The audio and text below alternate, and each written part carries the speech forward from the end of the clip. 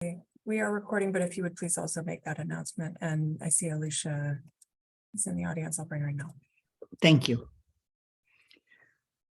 So we're recording now, correct? We are recording. Thank you. Good evening. It's January 23rd, 2023. There are two meetings tonight. The first is a special meeting of the Town Council, where we are joined by the Finance Committee, the School Committee, and the Elementary School Building Committee. This will be followed by a regular meeting of the Town Council using the same link. On November 7th, 2022, an act was signed into law, which extends the open meeting law and allows us to meet virtually. Because of the weather tonight, we've chosen to do that. This meeting is accessible in real time via Zoom, by phone, and on Amherst Media. Given that we have a quorum of the council present, I'm calling the January 23rd, 2023 special town council meeting to order at 5:33. I'm going to go through counselors to make sure you can hear us and we can hear you. And then I'll ask the heads of each of the other committees to do the same. Shalini Bowman. Present. Pat DeAngelis. Present. Anna Devlin Gauthier. Present. Lynn Griesmer is present. Mandy Jo Haneke. Present. Anika Lopes. Present. Michelle Miller. Present. Dorothy Pam. Here. Pam Rooney. Here. Kathy Shane. Andy Steinberg. Present. Jennifer Taub. Present. Alicia Walker. Present. I'll now call on Andy Steinberg, Chair of the Amherst Town Council Finance Committee, to call the other members of the Finance Committee to order. Okay. I want to note that it's an 8-member committee. A quorum is present because a quorum is 5, including the 3 resident members. And I'm going to just call on them because you've already called on the other members of the committee, and one member, I believe, Councillor Walker, is not yet present, but Bernie Kubiak. Present. Matt Holloway.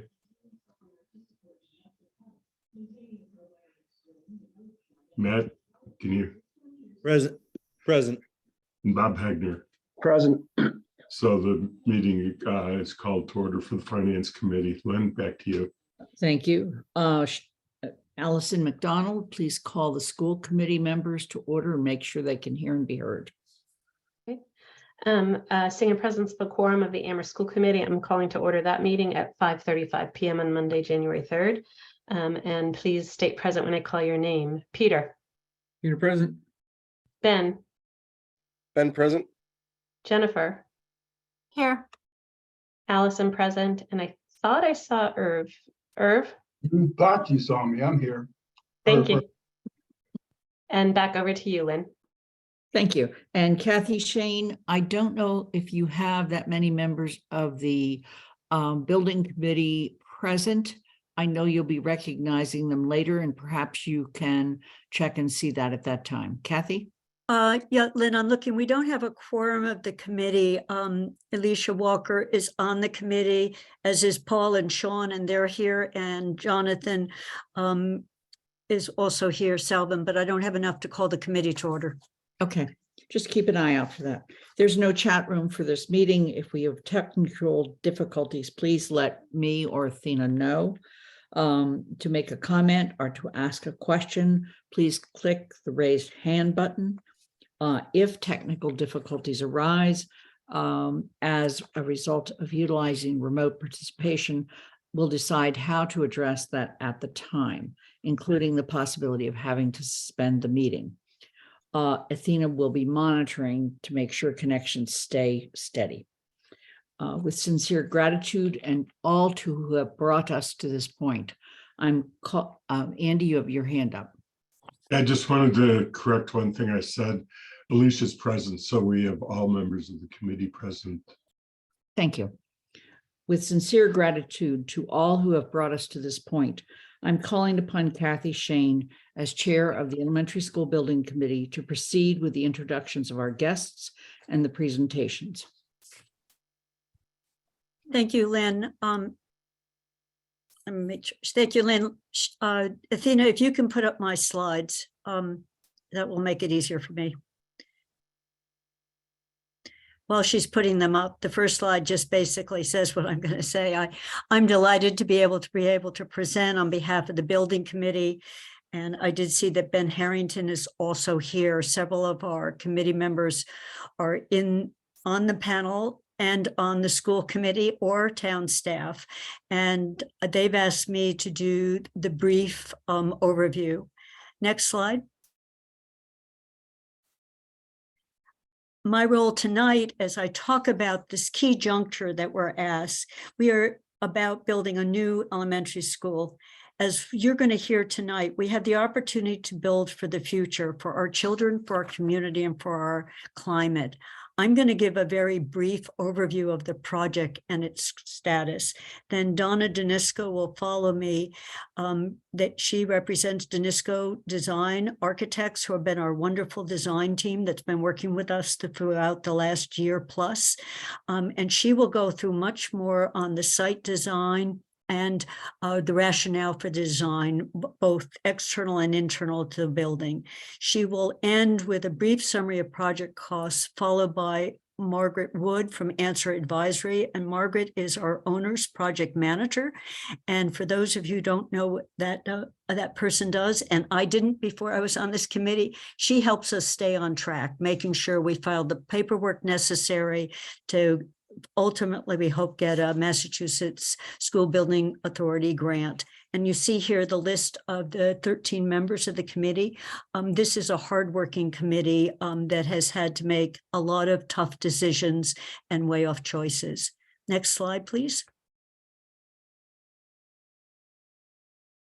Throughout, what we've been focused on is education first. We have an opportunity due to the very low enrollment, the declining enrollment in our elementary school, which also percolates to the middle and the high school, is to combine two schools into one school. This means Amherst will have two elementary schools rather than three. We're doing this in buildings that were built for a much earlier era, when installation was not important, when energy costs didn't matter, when people didn't think about light in classrooms and throughout the school. And the schools are underused because enrollment has gone down. The building that you will hear described tonight is looking to the future with a student-centered, teacher-informed design that will meet our educational needs now, but it's also very flexible. So we, as educational programs change or as needs change, the actual internal and external design will allow for that. The selection of the Fort River site as a place to build the school provides robust opportunity for outdoor learning and play, not just inside, but learning about the environment when kids are outside, taking classrooms outside. We're building the first net zero energy design building, first public net zero, and this complies with our bylaw, but it's a highly energy efficient building, meaning well insulated with cost-conscious choice of materials throughout, and it will be all electric with the electricity costs offset by solar voltaic. We expect to save at least $250,000 a year in utility costs alone by consolidating the two buildings and moving to this building design. Throughout, there's been a focus on costs. One of the reasons for the Fort River site, aside from the amount of land, was we were able to build a building while the current school stays open without much disruption in the existing school. One school, as I mentioned, will save operating costs, and we're expecting to get a facility grant from the Massachusetts School Building Authority that will offset at least part of the town costs, but we will not know the details of that till the end of April. The size of the school, the size of the project, given everything else we have going on in town, will require us to go out for a debt exclusion vote to pay for the town share, at least a large portion of the town share.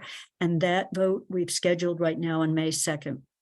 We are seeking to do a lot of community outreach. There are 2 forums this week, the morning of the 25th of January and the evening of the 26th. We're also taking this out to district meetings and many other additional outreach meetings. So that is my very quick summary. We are at the point of a well-designed school, but not yet ready to build the school, where we need to be talking about the next step of getting the financing in. And I'm going to, Lynn, if it's okay, we go right to Donna. I think that was the plan. So I'm going to be, Please.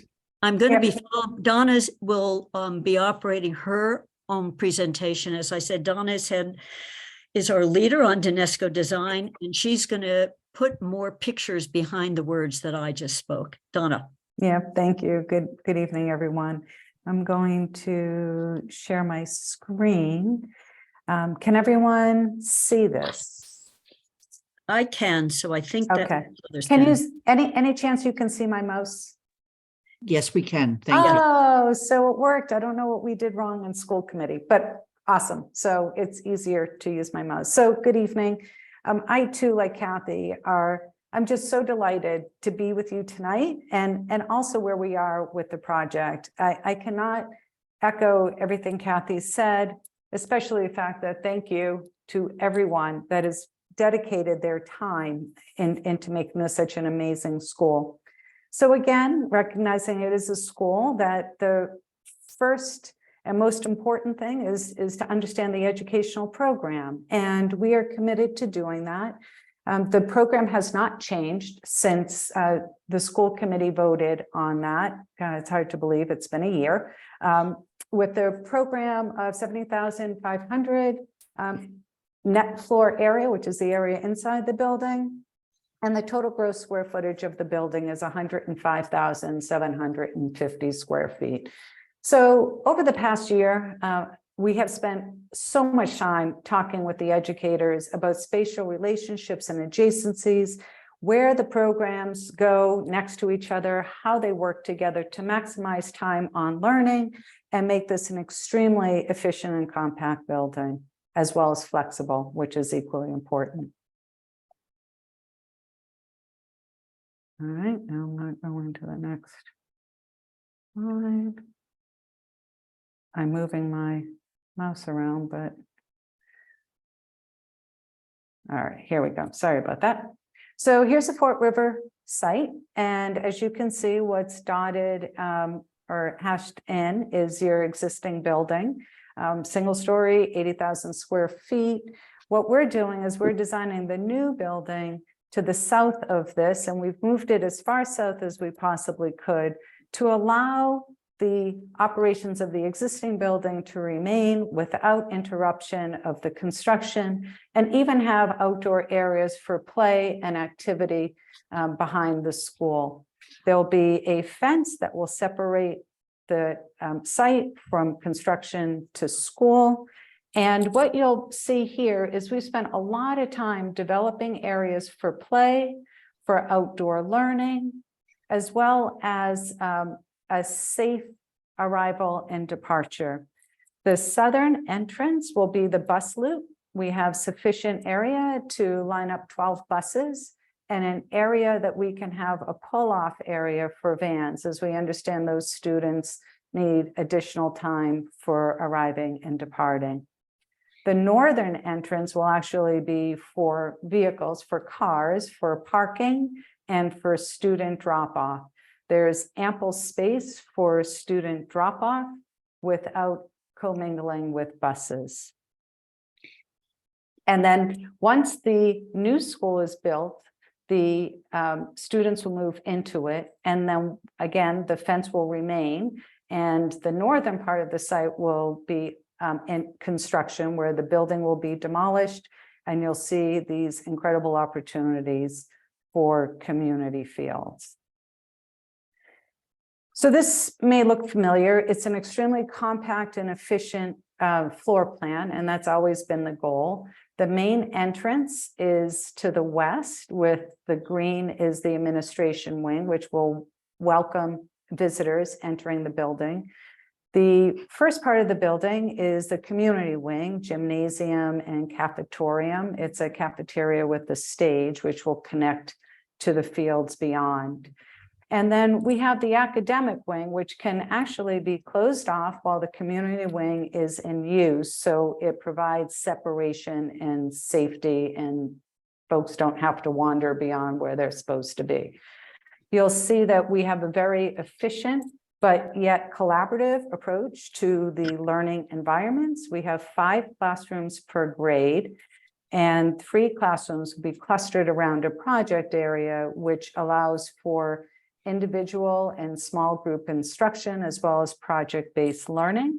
But it was really important to have the 5 classrooms be in close proximity to each other to allow for that collaboration throughout the grade.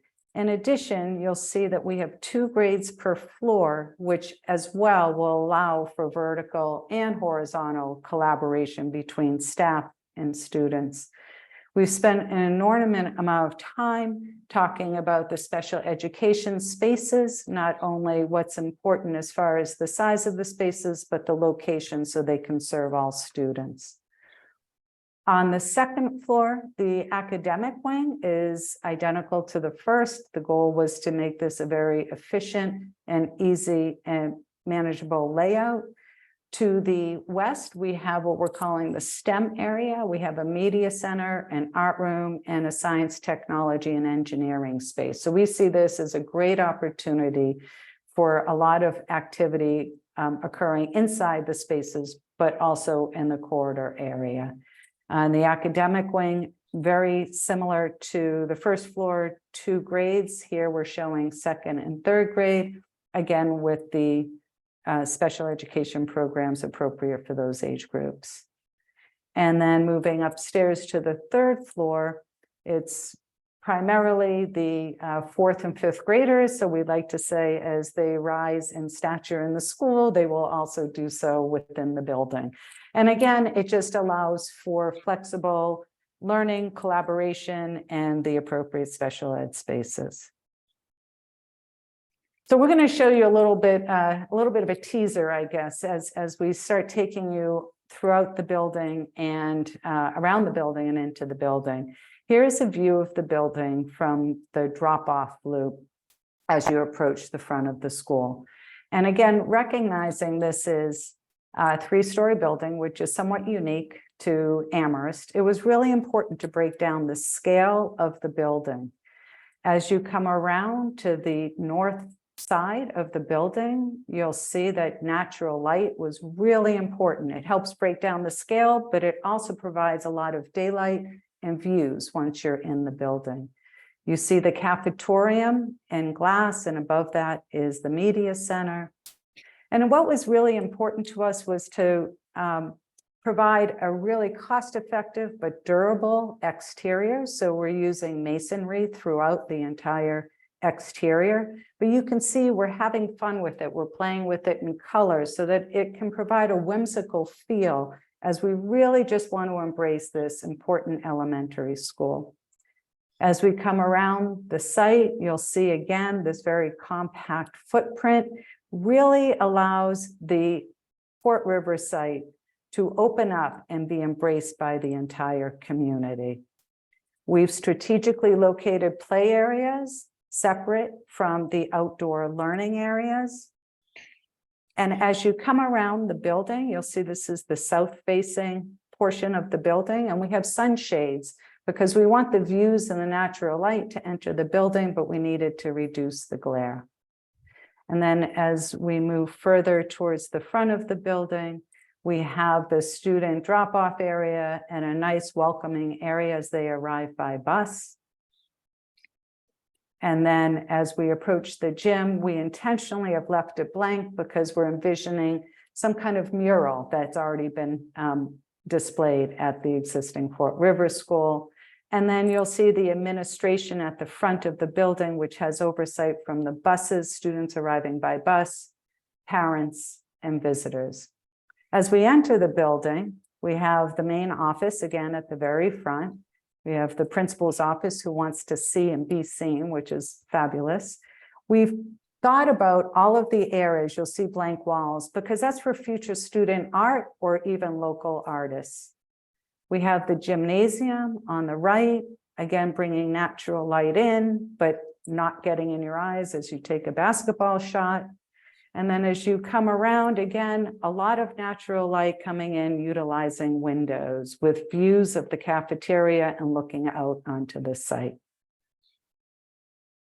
And then as we start, I'll take you to the academic spaces. So here's a view of a typical project area with 3 classrooms surrounding it, individual lockers for each of the students with ample storage for staff. Again, utilizing glass to bring the natural light in to even these spaces that do not have direct access to light or outdoors.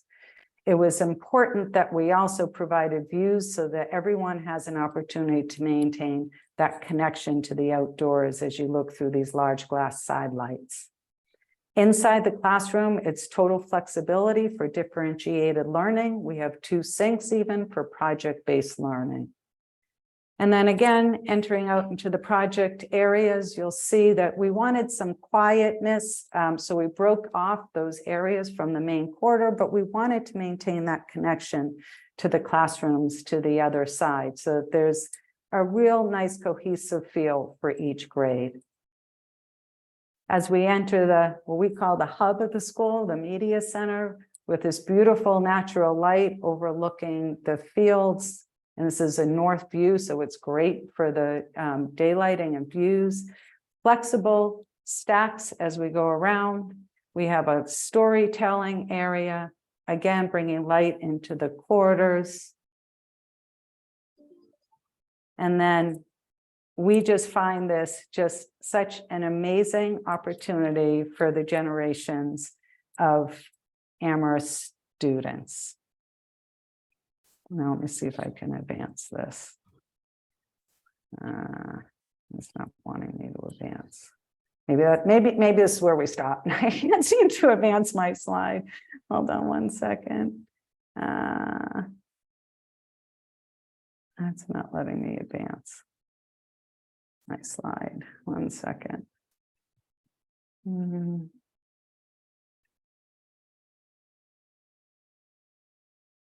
I don't know why I cannot advance my slides. I'm gonna sorry, I'm gonna have to go old school here. So, as Kathy stated, what you probably couldn't see in the video was that this is Amherst's first net zero energy building, utilizing ground source heat pumps and PVs to generate renewable energy, both on the roof and also canopies in the parking lot. But what's also hidden behind the walls is the energy efficient distribution system. It's extremely well insulated, again, maximizing daylight and minimizing glare. We spent a lot of time even talking about how to reduce water consumption. We'll have electric vehicle charging station infrastructure, thermal comfort, and we didn't stop there. What was important is how are we going to manage this 80,000 square feet of building that we have to demolish? So we will have a waste management system in place as well for construction and demolition. So we are pleased, so excited that we are on a path to achieve LEED Gold status. So as it relates to construction, and I'm sure everyone has heard how construction continues to escalate. Our current construction cost, I'm going to round here, is approximately $86,700,000.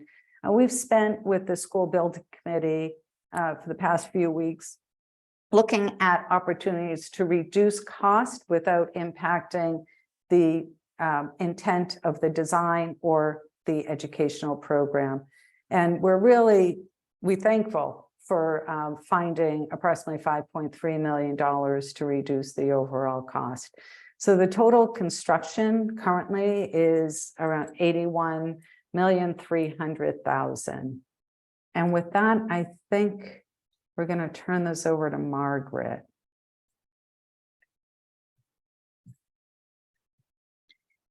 Hi, everybody. So yeah, I'm gonna pick it up from there, and I want to piggyback on what Donna was saying. Is we're showing you numbers tonight because the way we do the work, and actually I would say the way the DNISCO does the work, everything is sort of looking like it's kind of finished, but actually it's not. So there's a lot more design work to do, and the budget numbers that we're sharing represent numbers that really should be rounded, but they're coming out of a project budget worksheet, which is going to be going into the submittal. So I just want people to sort of understand these numbers are more rounded than they look, but you will see them in a version of the spreadsheet as we finalize the agreement with the MSBA. So I'm going to talk about the overall total project budget, if everybody can see this.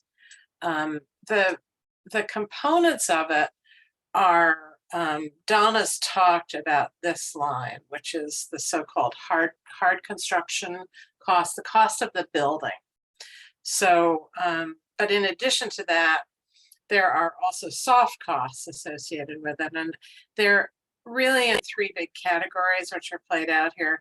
There are fees for services. So myself as the OPM and my firm, Donna's firm as the designer, and a big team of consultants at every level, and then some, other miscellaneous costs, including testing and moving and other pieces. Then there is a budget line item for furnishings, equipment, and technology. And the MSBA subsidizes all of these to some extent, but they don't subsidize any of them fully. We have, for the purposes of this budget, Donna and I have agreed to use $1,850 per student for furnishings and $1,650 per student for technology. It's possible before we make the final submission, those numbers may want to be a little higher, but Donna and I agreed in discussion that it was a good placeholder. Then the last big bucket is contingencies. So the contingencies are what protect the community from unforeseens. And in this case, there are contingencies that are already in the hard construction number for escalation and the development of the design. But outside of that budget, there is also a construction contingency. The construction contingency is typically for things that come up in the field that result in changes to the construction process or materials. And in this case, we are recommending that the town carry 5% of construction. So this number is literally derived from 5% of that. And then a equivalent soft cost contingency of 1% of construction. And that's for additional services or fees or other consultant costs that might be required. So when you add up these numbers, the hard costs and the soft costs, you're at 97.9, which I really do not think we should be saying anything other than 98 million in the spirit of what I was saying earlier about these numbers being rounded. I just want to note that the feasibility costs are actually outside of this budget because they were separately funded and won't be part of this bonding process. But I would like everybody to carry away the number of 98 million and not the number 97,967,047. So then this same complex budget document, the MSBA uses the basis of their reimbursement in drafting that. It was very recently revised. Some of you may remember that at the end of December, the MSBA bumped up their reimbursement a bit, which has actually helped us here. When I plug in all the numbers that we know now into that spreadsheet as an estimate, I get a maximum grant of, again, we could call this 43 million probably. And then that town share is a little over 55 million. Now, Donna also had in her spreadsheet, and I've carried here the half percent for art. So if you come down here, 55.5, again, you think about rounding these numbers is probably a reasonable number to sort of hold and talk about in the public sector. So I just want to ask, well, let me show the second slide here that I have. So obviously now that we've got a concrete design and budget on the table, the next big topic is going to be how it gets paid for. So I just wanted to summarize here. Here's that number from the prior spreadsheet, again, 55.5. There are a couple of potential sources of funding that could reduce the town's share of the bond. And one of them is very clear. Kathy, I think, touched on it, that because of the energy performance, the net zero commitment of the building is carrying out, there's about 1.6 million of rebates, which are basically coming off the town's share of the cost. There are some CPA funds that have been applied for. And then a big question mark, which I'm sure we'll have further discussions about. You may be aware that there are federal tax credits, new federal tax credits for the use of photovoltaics, but the federal government has not yet published how those are going to be calculated. So we really can't put a number to that yet. So that is the extent of my presentation. Len, I think, do you wanted to talk about the schedule now or later? We will, but first Okay. of all, thank you, all of you. Kathy, I am going to ask you to call the elementary school building committee to order, check with the people who have not already said they can hear and be heard. And we will note that we did have a quorum of that committee at 5:45. Thank you, Lynn. So what I'm going to call out, there are 7 members of the committee here, but several of them have already been, including 2 counselors, Alicia Walker and I are both on the committee. I'm just going to call out the people who have not already been confirmed. And that I'm going to start with Jonathan Salvin and just say that you can hear and be heard. Here. Ben Harrington. Oh, he was already called on, but Paul Bockerman. Here we go. Here. Sean Magnano Here. and Allison Estes. Here. Okay, thank you very much. Lynn, I just wanted to add something at the end of costs, since many people know I'm on the finance committee, and it's probably would be my instinct anyway, but a couple things. Margaret talked about the contingencies built in on top of direct costs. There are also contingencies built into the initial number on design costs, so that the town is protected and there's an inflation factor on 2 ends of this. And those Eversource energy credits, we're scheduled to have ground source heat pumps as a major source of the HIVAC system. The big chunk of that is because we chose ground source. Eversource recognizes it's a very efficient way to heat and cool a building. And that's real money. Literally, when we build it, they will give us the money if there's because of what we've built as the efficiency of the building. So some of the others we don't know yet, as Margaret said, but there is a federal credit for ground source heat pumps as well as for photovoltaic, potentially. And these are big. You know, what the law said is it's 30% of the costs. So we will see what eventually emerges.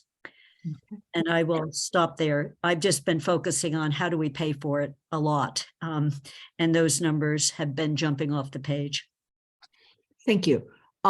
So this is an opportunity for the bodies that are present to ask any clarifying questions. But I really want to note, this is just the beginning of the discussion. There will be an intense period of discussion between now and the time that we actually go out for the debt override. I also want to note that there are 16 people in the audience, and that does not count all of those people who watch us on Amherst Media. So I see a hand up already, and it's Bob Hegner from the Finance Committee.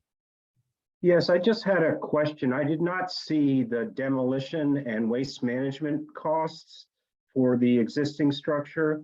Are they included in your budget, or are they separate? Yep, nope, they're included. They're in the construction number, Bob. Okay, thank you. Mandy Jo Haneke. Yes, thanks. Looking at the expected grant, you told us that 42.7 million is approximately the maximum we could get. That's about 43% of the project cost. So I was thrilled to see that number, but we have been operating on a 30 to 40% assumption of sort of reimbursement. So I'm curious what the minimum estimated grant number might be. How much lower than 42.7 might it go when we finally get numbers? So also a great question. It's a little hard to estimate because the way the process, more specifically at this time, the way the process works is the MSBA takes our spreadsheet and they go through, and they may find, I don't believe they will, but they could find items to exclude, small amounts of square footage, you know, things that we don't know are on the table right now. But this is really based on, you know, the assumption that everything that we have discussed so far is reimbursed consistent with their guidelines. And Mandy, Margaret, you might add, it's the lower number was before MSBA did their revisions in December, that lower percent. Yeah, it was lower before December 21st. Right. Donna, you had your hand up. Was there anything you wanted to add to that? Nope, just, you got it. Anna Devlin Gothier. So Mandy asked my question, which made me feel better because I was worried it was a silly question, and then Mandy asked it, so I know it wasn't. But the follow up on that is, so what I'm hearing you say is, well, there is possibly a minimum number that's slightly different than what's on the sheet there. You have been really focused on what MSBA guidelines are, so you're not expecting anything different. When will we know for certain? When is that kind of point where they go through every single thing? So they will take this, behind this calculation is a big complex spreadsheet, which I typically share with them as a draft, but they don't typically respond to it until we make the schematic design submission. And then they will, shortly after we make the submission, within a couple of weeks, they will ask us to join project funding agreement review, and they'll go through with us whether they have any other comments. So again, I have to just compliment Danisco, who's been incredibly good about being specific about making sure that the areas that are the MSBA kind of caps on areas are that they are consistent with that, as well as I think being very creative around, you know, how to use the MSBA guidelines to make something that fits for the community. But we're not likely to get a whole lot more specificity about it until I would say middle of March, probably at the earliest. Paul, you have your hand up. Yeah, I think it's really important for us to note that these are our estimates of what the MSBA will give us. This is not a number that MSBA has provided to us.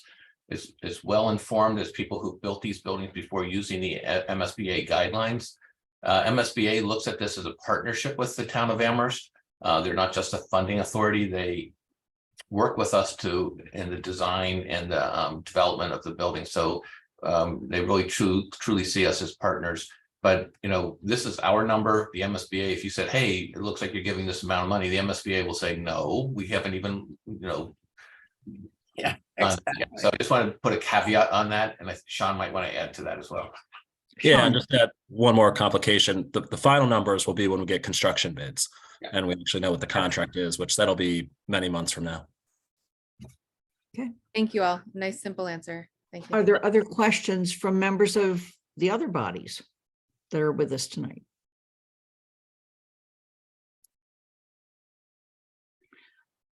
Pam Rooney.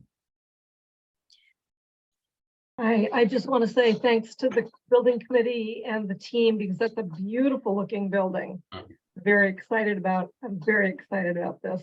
I had a couple of thoughts as we were going through this presentation.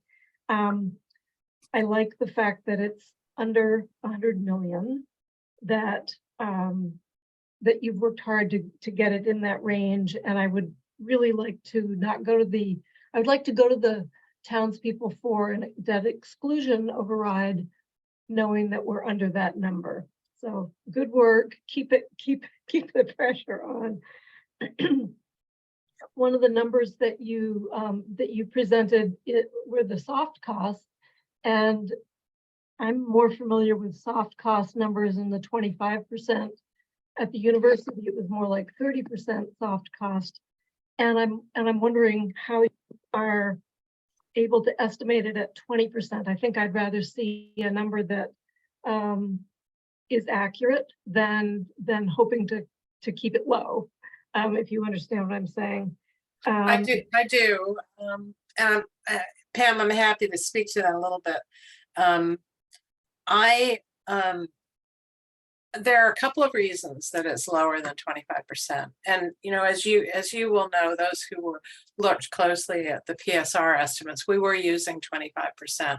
But one of the big moves, I mean, the architects have this huge piece of kind of moving the design along. My piece is to move the soft cost piece along. So if you think about the soft cost numbers, I think the construction the construction contingency numbers are very straightforward. It's a percentage. And I think I'd be interested in your opinion about whether, for instance, construction should be higher than 5%, but it's tied up with, you know, what's assumed in the construction budget.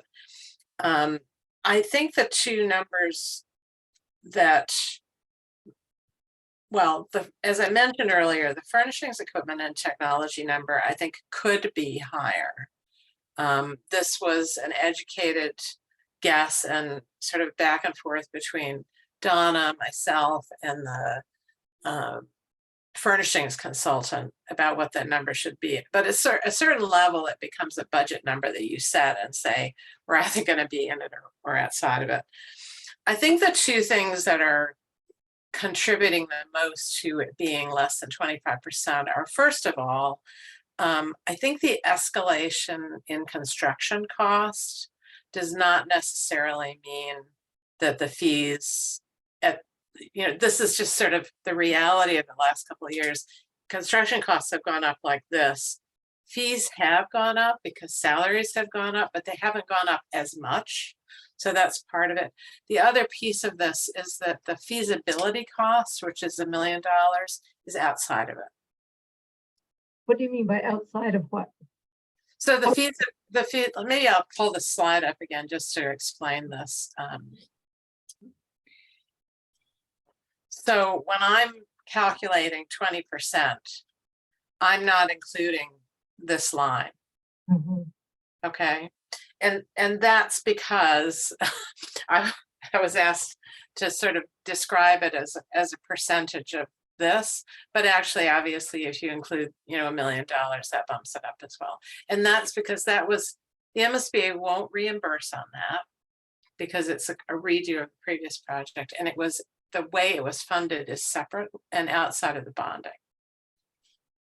So, you know, I think in a nutshell, I would say that the other thing that's probably impacting it is it's a very in many ways, and again, hats off to Danisco for figuring out how to build a building on the site of an existing building. It's a fairly straightforward schedule, which reduces, overall costs, at least reduces them on the OPM side, because the duration is more limited than if you had a multi-phase project. So Thank you. complicated answer. I think we could definitely, and we may look at bumping up the furnishings cost, but that's, we haven't had a presentation on that with the building committee yet. Right. Yep. And then encouragement to the committee and the designers to seek out every possible grant that's out there. I think that's terrific. Right. Sean, you have your hand up. I assume that was to augment an answer. Yeah, thank you, Lynn. I just want to clarify that the feasibility study, we are planning to pay back through our capital budget. So we're not proposing to lump that in with the debt exclusion. It'll be just through our regular capital process. The council's already voted that amount. Irv Rhodes. I really want to thank Sean for making sure that we came back to reality, that the final cost of this and what we're going to be facing really awaits the final bids. And I also want to remind people that this is a construction project. It is, there are always uncertainties in relationship to budgeting and bids. Bids are the reality. And when those bids are in, that's what our reality is. Right now, this is pre-reality. Donna, did you want to respond to that? Yeah, and you're both right, Irv, 100%. The only other thing, just to remind people, we will be continuing to do cost checks. We'll have a cost estimate done at the end of design development, and then 2 during construction documents. So we'll continue to be, cross-checking the market, making sure that if we have to make adjustments, we make adjustments as the market shifts. So it's not, here's our budget, see you at construction. We have three more opportunities for kind of a reality check with what's going on in the market for over the next year or so. Thank you. Andy? Yeah, I guess I have 2 questions. One is, we know that one of the disadvantages of the Fort River site was the nature of the land that it sits on, and that it's been, very wet on the current school. In the way the current school is built, it caused a lot of problems. And I understand a lot of work is going to need to be done to get the ground ready for the construction to avoid that happening again. And is that included just in the construction costs itself, or is there another place that shows up? So that is one. And the other is for both Don and Margaret, have you built a lot of schools, been involved in a lot of projects? Where typically do unexpected costs come from, and how have you factored that in? So, Donna, do you want to start and I'll add on, or should we? Sure. So as it relates to site development costs, Andy, yes, those are included in the construction budget. We have a real good, solid understanding of everything that is required for the development and protection of the site. So those are already included in the construction cost. So Danisco's been in business for over 40 plus years. I am not that old, but some of my family members were. But we have been designing educational facilities for 40 plus years. Our documents are extremely solid, and we have a vast experience in Chapter 149 or public construction in Massachusetts.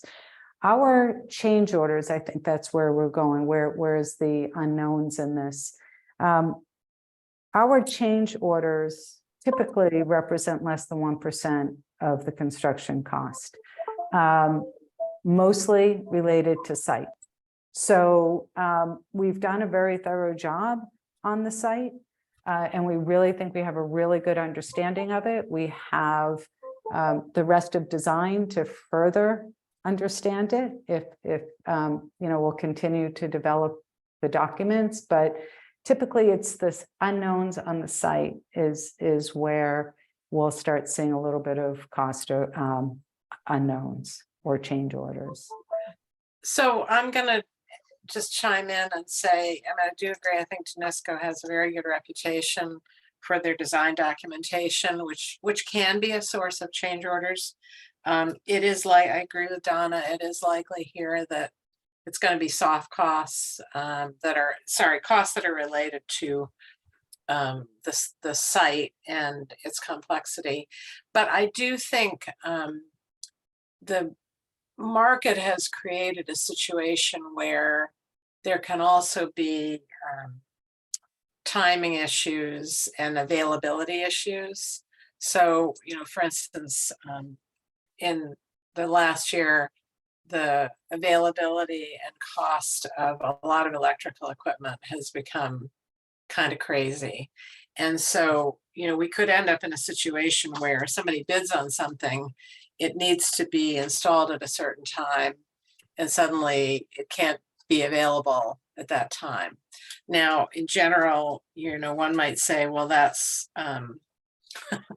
that just means we're going to take longer, but I think it's possible there could be additional costs that we will have to consider during construction. It's not something I can predict or have a crystal ball for now, that are related to the ability to sort of stay on a certain set schedule. Okay. Dorothy Pam? In this plan, is there an elevator to the second and third floor for handicapped students and teachers who may have a temporary handicap, say from a surgery or something like that? Yeah, it's a code requirement. Okay. And security systems, I maybe you've talked about that and I've missed it, but are they cost in at this time? Mhm. Yes. Thank you. Gonna take a last call for any other questions. Again, reminding people that this is just the beginning of a discussion. In fact, later tonight during the regular town council meeting, we'll be talking about specific dates that are important to the council and the actions we have to take in order to move this forward to the public vote. So any other final questions? Never final. Any other questions? Kathy? I don't have a question, but I just want to encourage anyone who's not regularly attending our building committee meetings. We can and do receive questions, comments, and it doesn't have to be at the meeting, and we make an attempt to address them so that if something occurs to you later, if you just send it to me and it's something the designers can answer. We've also taken to, when we get a question that isn't answered during the meeting, during public comment, we've tried to get the answer put into our minutes. So to make sure that we close the loop, because this is, we're seeking, we've had both good questions and good suggestions that have led to changes. It's been a really amazing process for me. So I encourage you to send them in if something occurs to you later. And Kathy, would you just point out the specific website for the project? Yeah, the place that you can get all the detailed information. So some of you asked on what's the site cost, is demolition, is the building committee site on the town website. And that's the elementary school building. And if you have a question, I can tell you exactly what day we talked about it, and we're posting that. Then there's a larger project site, and Margaret, you'll have to, it's amherst-school-project.com. Is that correct? Yeah, I'm just going to quickly pull them both up. So this is the town site that will link you to all of the agendas and minutes. And then the we also have a website for the project that's more sort of a summary for people who are perhaps coming to this relatively new, and that's amherst-school-project.com. And it has, you can see there's a link to the upcoming building project forum. There's a little bit of a timeline.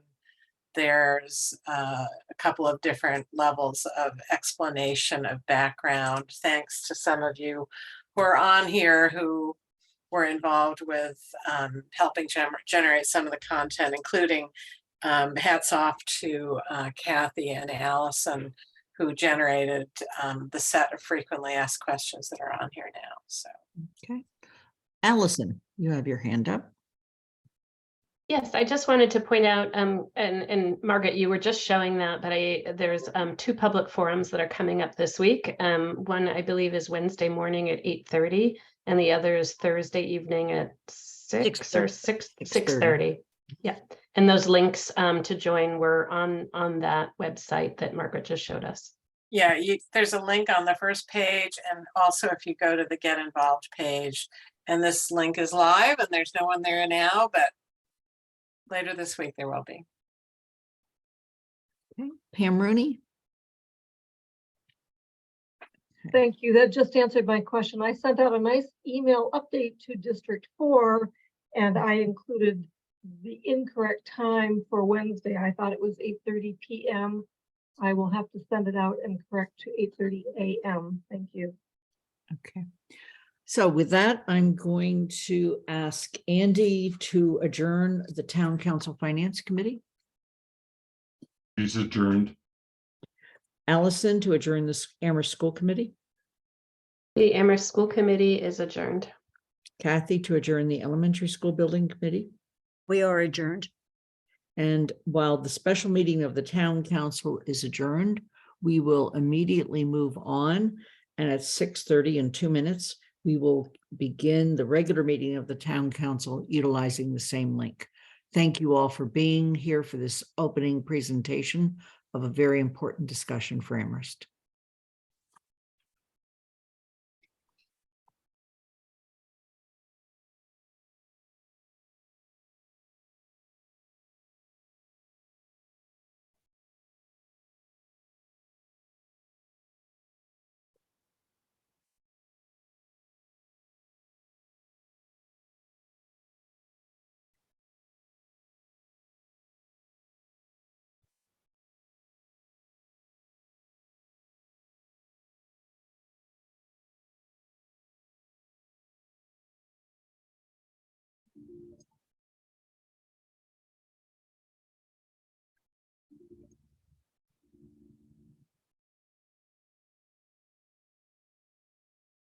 Good evening. It's January 23rd, 2023.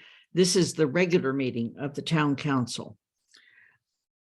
We have already gone through all the preliminaries, including the fact that we're allowed to do this based on state law.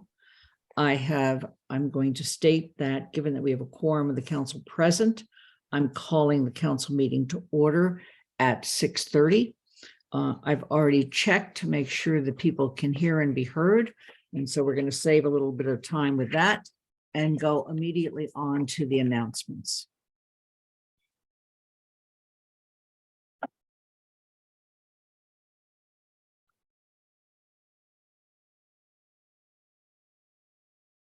Tina?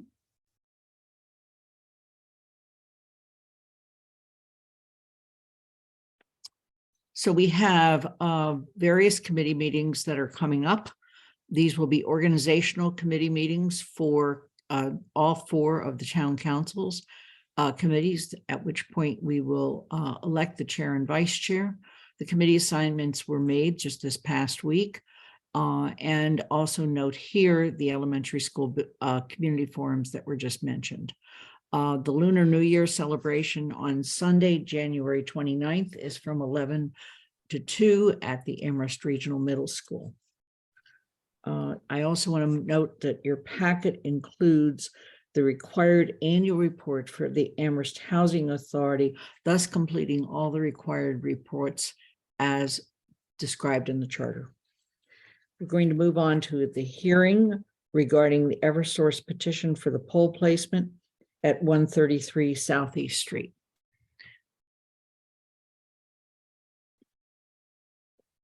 Dina, is there a person in the audience? Yes, Jesse Martin is coming in. He's our Eversource rep for this hearing. Okay, thank you. Hi, Jesse. Jesse, is there anything particular you would like to say about this? We do have a memo in our packet, and we do have a recommendation from the head of DPW. So anything particular you would like to say about this additional poll? No, I'm curious what you guys have to say. Okay. Are there questions from counselors? Pam Rooney. Thanks. I, in looking at the, You just muted yourself, Pam. There you go. in looking at the diagram provided, it wasn't clear to me why an additional pole was needed and why essentially a loop had to be created to the new building, why it couldn't have been taken, the power to the building couldn't have just been taken off the existing pole 127-14. Yeah, it has to do with the size of the building being constructed, and we need two options to be able to feed it in case one of the feeders crossing the streets is damaged in, say, a car accident or something like that. Anything more than 30 meters, 30 occupants needs to have two feeds to it. So we call it a loop feed. So you're right, it looks just like it's going around, but really it'll be fed from one side, and then if something happens to that initial feed, we have something to revert to keep them powered up. Okay. Mandy Jo? Yeah, two questions. The first is with new buildings, I'm curious why you couldn't go underground with these under the roadway. To avoid, so I would understand the addition of maybe pole 127-14M, but why couldn't everything else go underground instead of above ground? And then my other question is, our report from the DPW indicated that there's a big water main under Southeast Street on the west side of the street where two of those new poles are going. And so I wanted to know how far away from the water main are these poles being installed? Okay, so putting them underground is an option if the town will allow us to cut the road. Typically, the town doesn't like us to cut up new roads and trench across them. So if that's something that as a group you guys would like to do, we can talk about that. I was not aware of the water main. That's why we stake the poles, and then before we install them, we use DigSafe to locate where they should go, and also obviously input from the town, so we can adjust them as needed. Mandy Jo, for follow-up questions? I guess I'd just like to hear from, I don't think Guilford's here. I think Paul might be texting him about whether we could get the two poles eliminated by putting the feed underground from both poles. And then what about the water main issue? And do we know how close it is? Since the water main doesn't show on the plans we got. Okay. Paul, I'm going to give you a little moment here, and at this point ask, are there any other questions from counselors? And seeing none, then I'm going to ask, are there questions or public comments from the audience?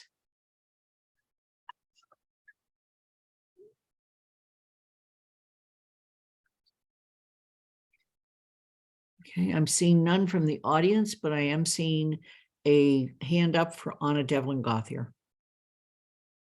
So I generally am a fan of putting utilities underground wherever it's possible. And like Mandy mentioned, maybe this is a place where that is possible. I think my question is not necessarily for you, Jesse, it's kind of more for us. If it's required to rip up the road in order to put things underground, that makes sense. Who pays for that? And how does that factor into our decision to possibly start putting utilities underground where that's feasible. And I don't know where to direct that question, to be honest with you. I think it might be a Guilford question, or if someone else happens to know the answer. But what are we getting into if we do ask for that? I will put it out. I will put it out to the universe, and if anyone knows the answer, I'm happy to hear it. But if not, I will somehow dig that answer up. No pun intended. Sorry. I will, no pun intended. Let's was a good assume pun. that Paul is going to answer that question or tell us when he can answer it. Dorothy?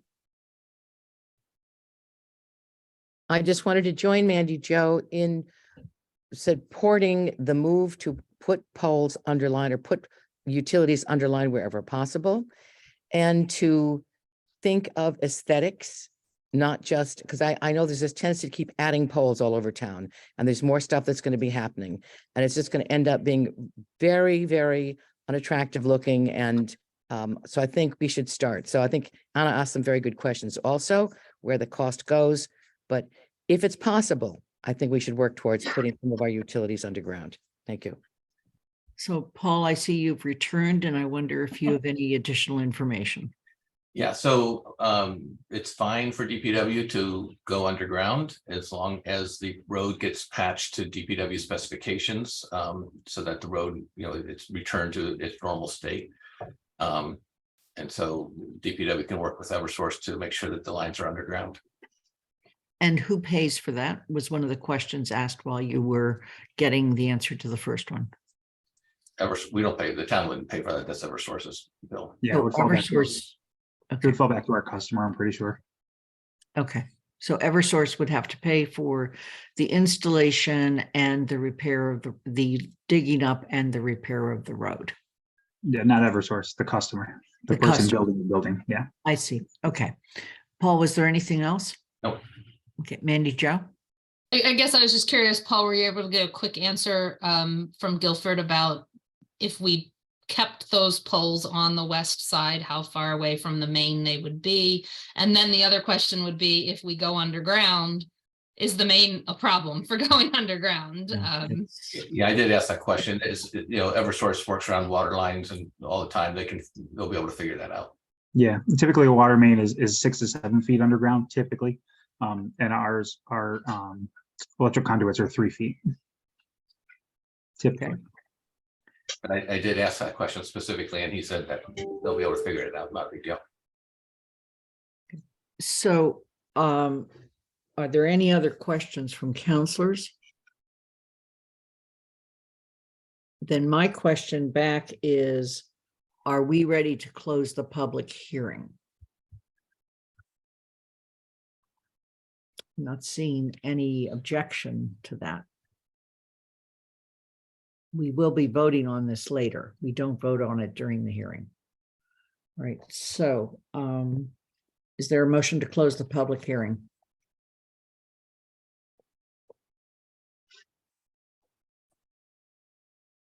So moved. Second? Second. All right. And we'll just move to a quick vote. Shalini Bal-Milne, Yes.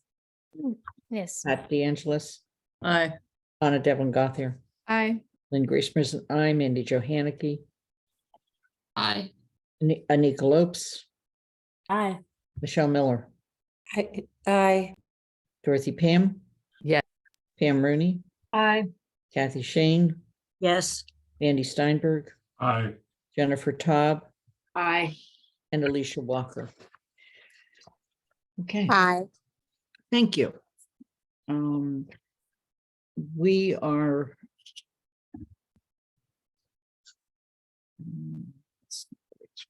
Okay, the hearing is closed.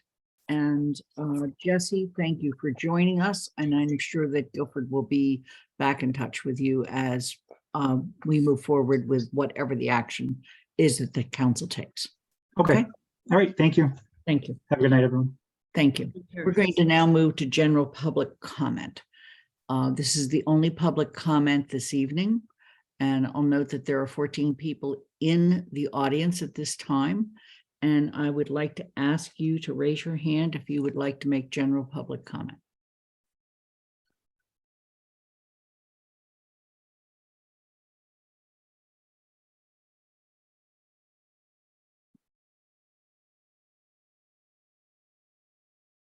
Again, I'm going to ask one more time. Is there anybody who would like to make general public comment?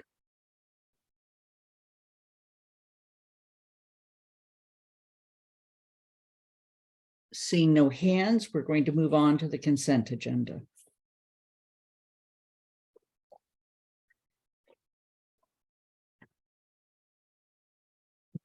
Following items were selected because they were considered to be routine and it was reasonable to expect they would pass with no controversy. To remove an item, you will let me know that after we go through the first read. It does not require a second. When we then do the second, it will include all of those that will be removed. I'm going to already note that there has been one change since the initial publishing, and that is we are not approving the November 14, 2022 Special Town Council meeting minutes tonight. Okay, so the motion is following: to move the following items and printed motions thereunder and approve those items as a single unit. Waiver of Town Council Rules of Procedure 8.6 for items 6A 2023 Black History Month Proclamation and 6B 2023 Lunar New Year Proclamation. 6A, adoption of the 2023 Black History Month Proclamation. 6B, adoption of the 2023 Lunar New Year Proclamation. 8A, approval of Eversource petition to install 3 solely owned poles at 133 Southeast Street. I'm assuming if somebody wants to change that motion, they will have it removed. 8C, approval of long-term parking reservations requisite at 26 Spring Street. Reservation request.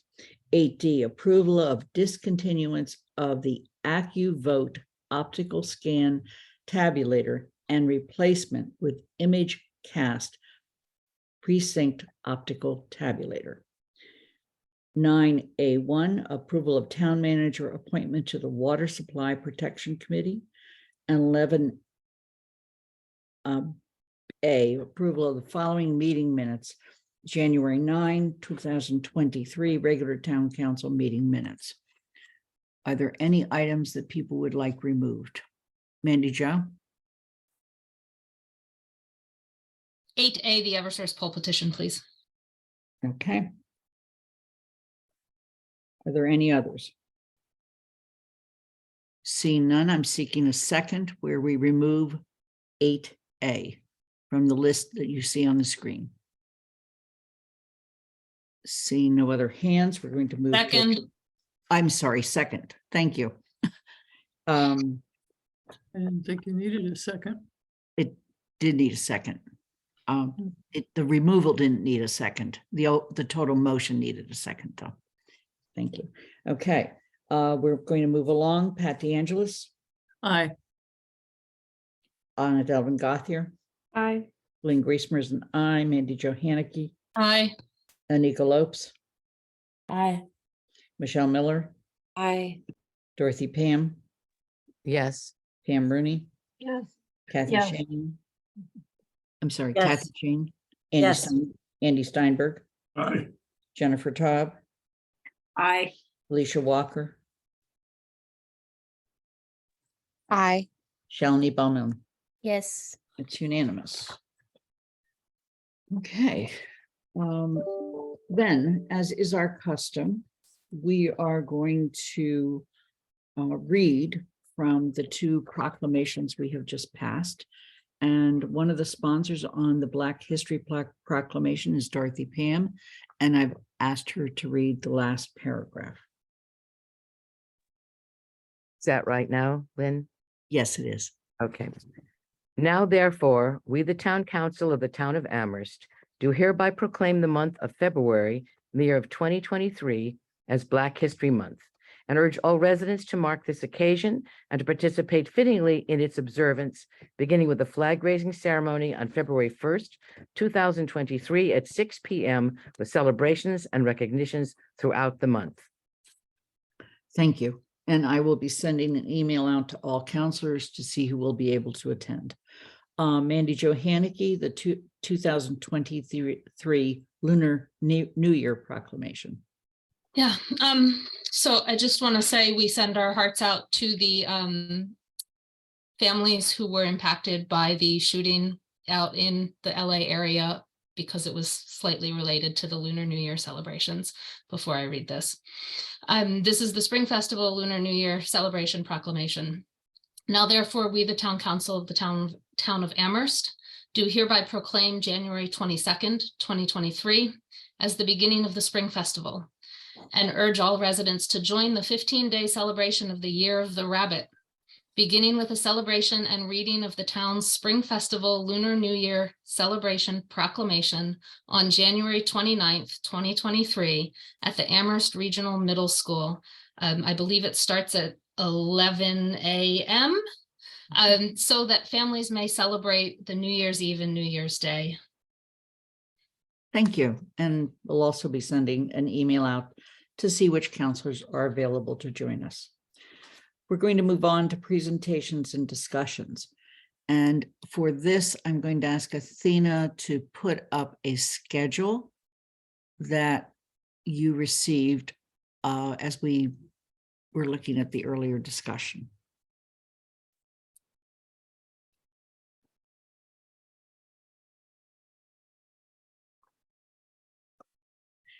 Can you enlarge it slightly?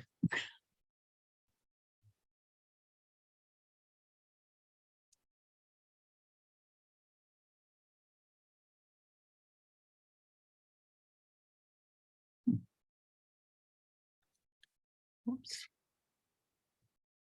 That's, yeah, okay, that's good.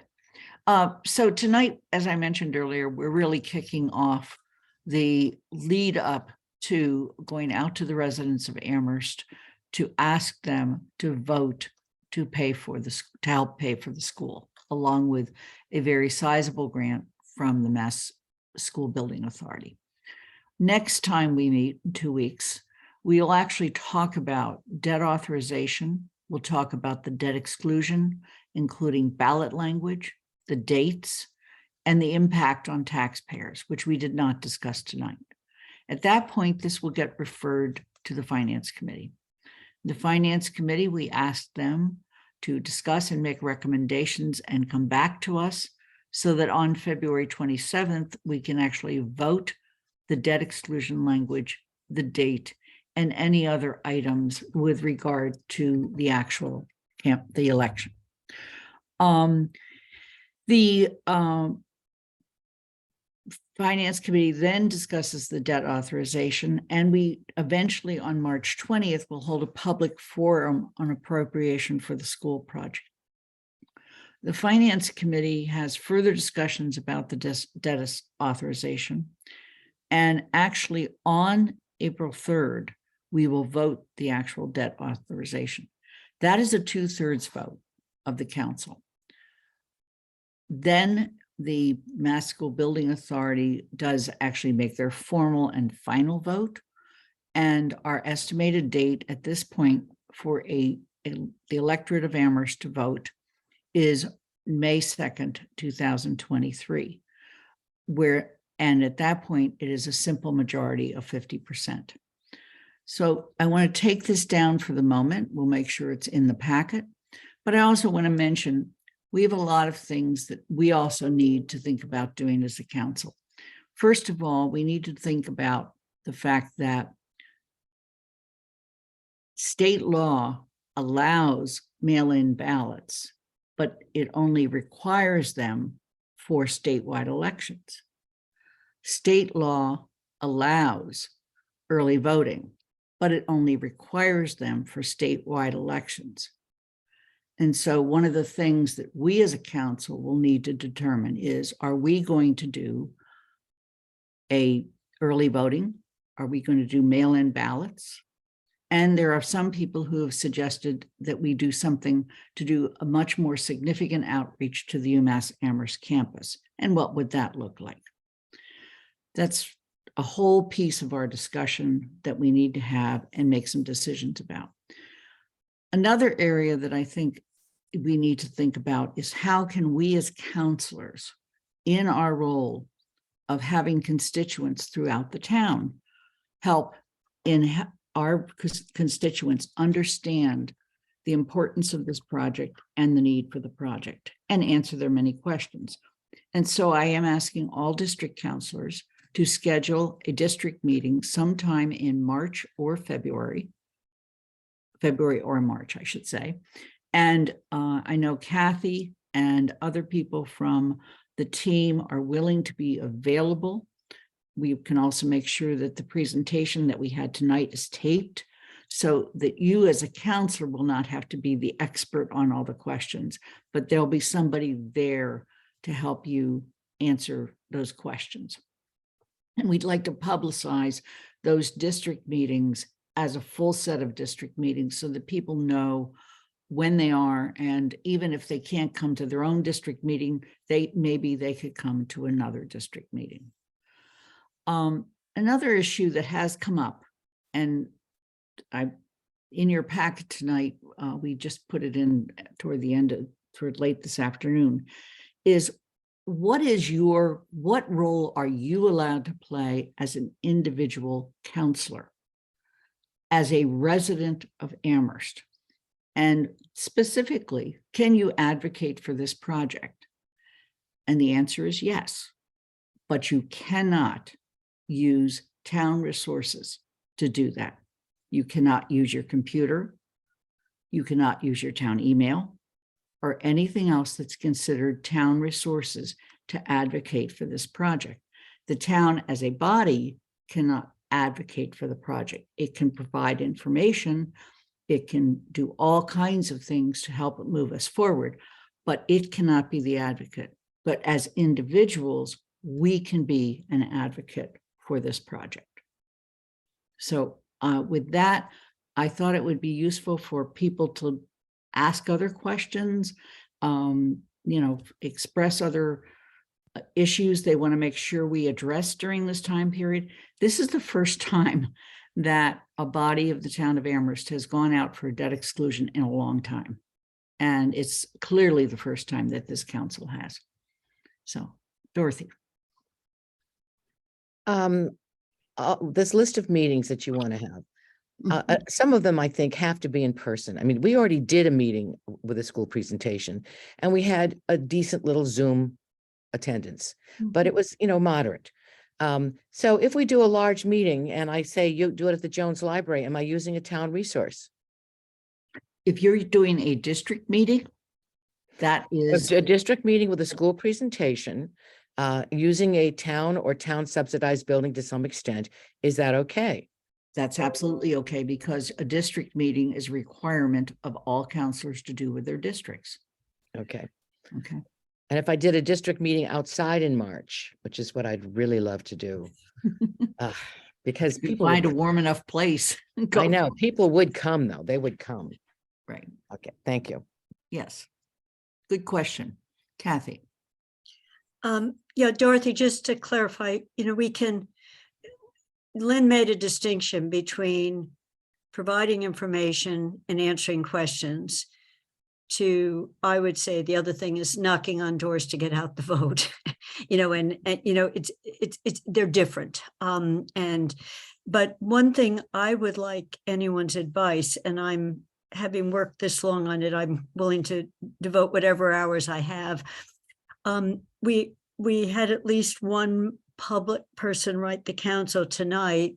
So I added a sentence in my quick overview with declining enrollment, why are we building a school? So I'm trying to think of what fact sheets, simple ones, because the notion that we're combining two schools and getting down to one is because we have such low enrollment, but trying to think of a handful of short ones. And when I say like one pagers, so that I don't expect people to find the frequently asked question part of that website that Margaret just showed.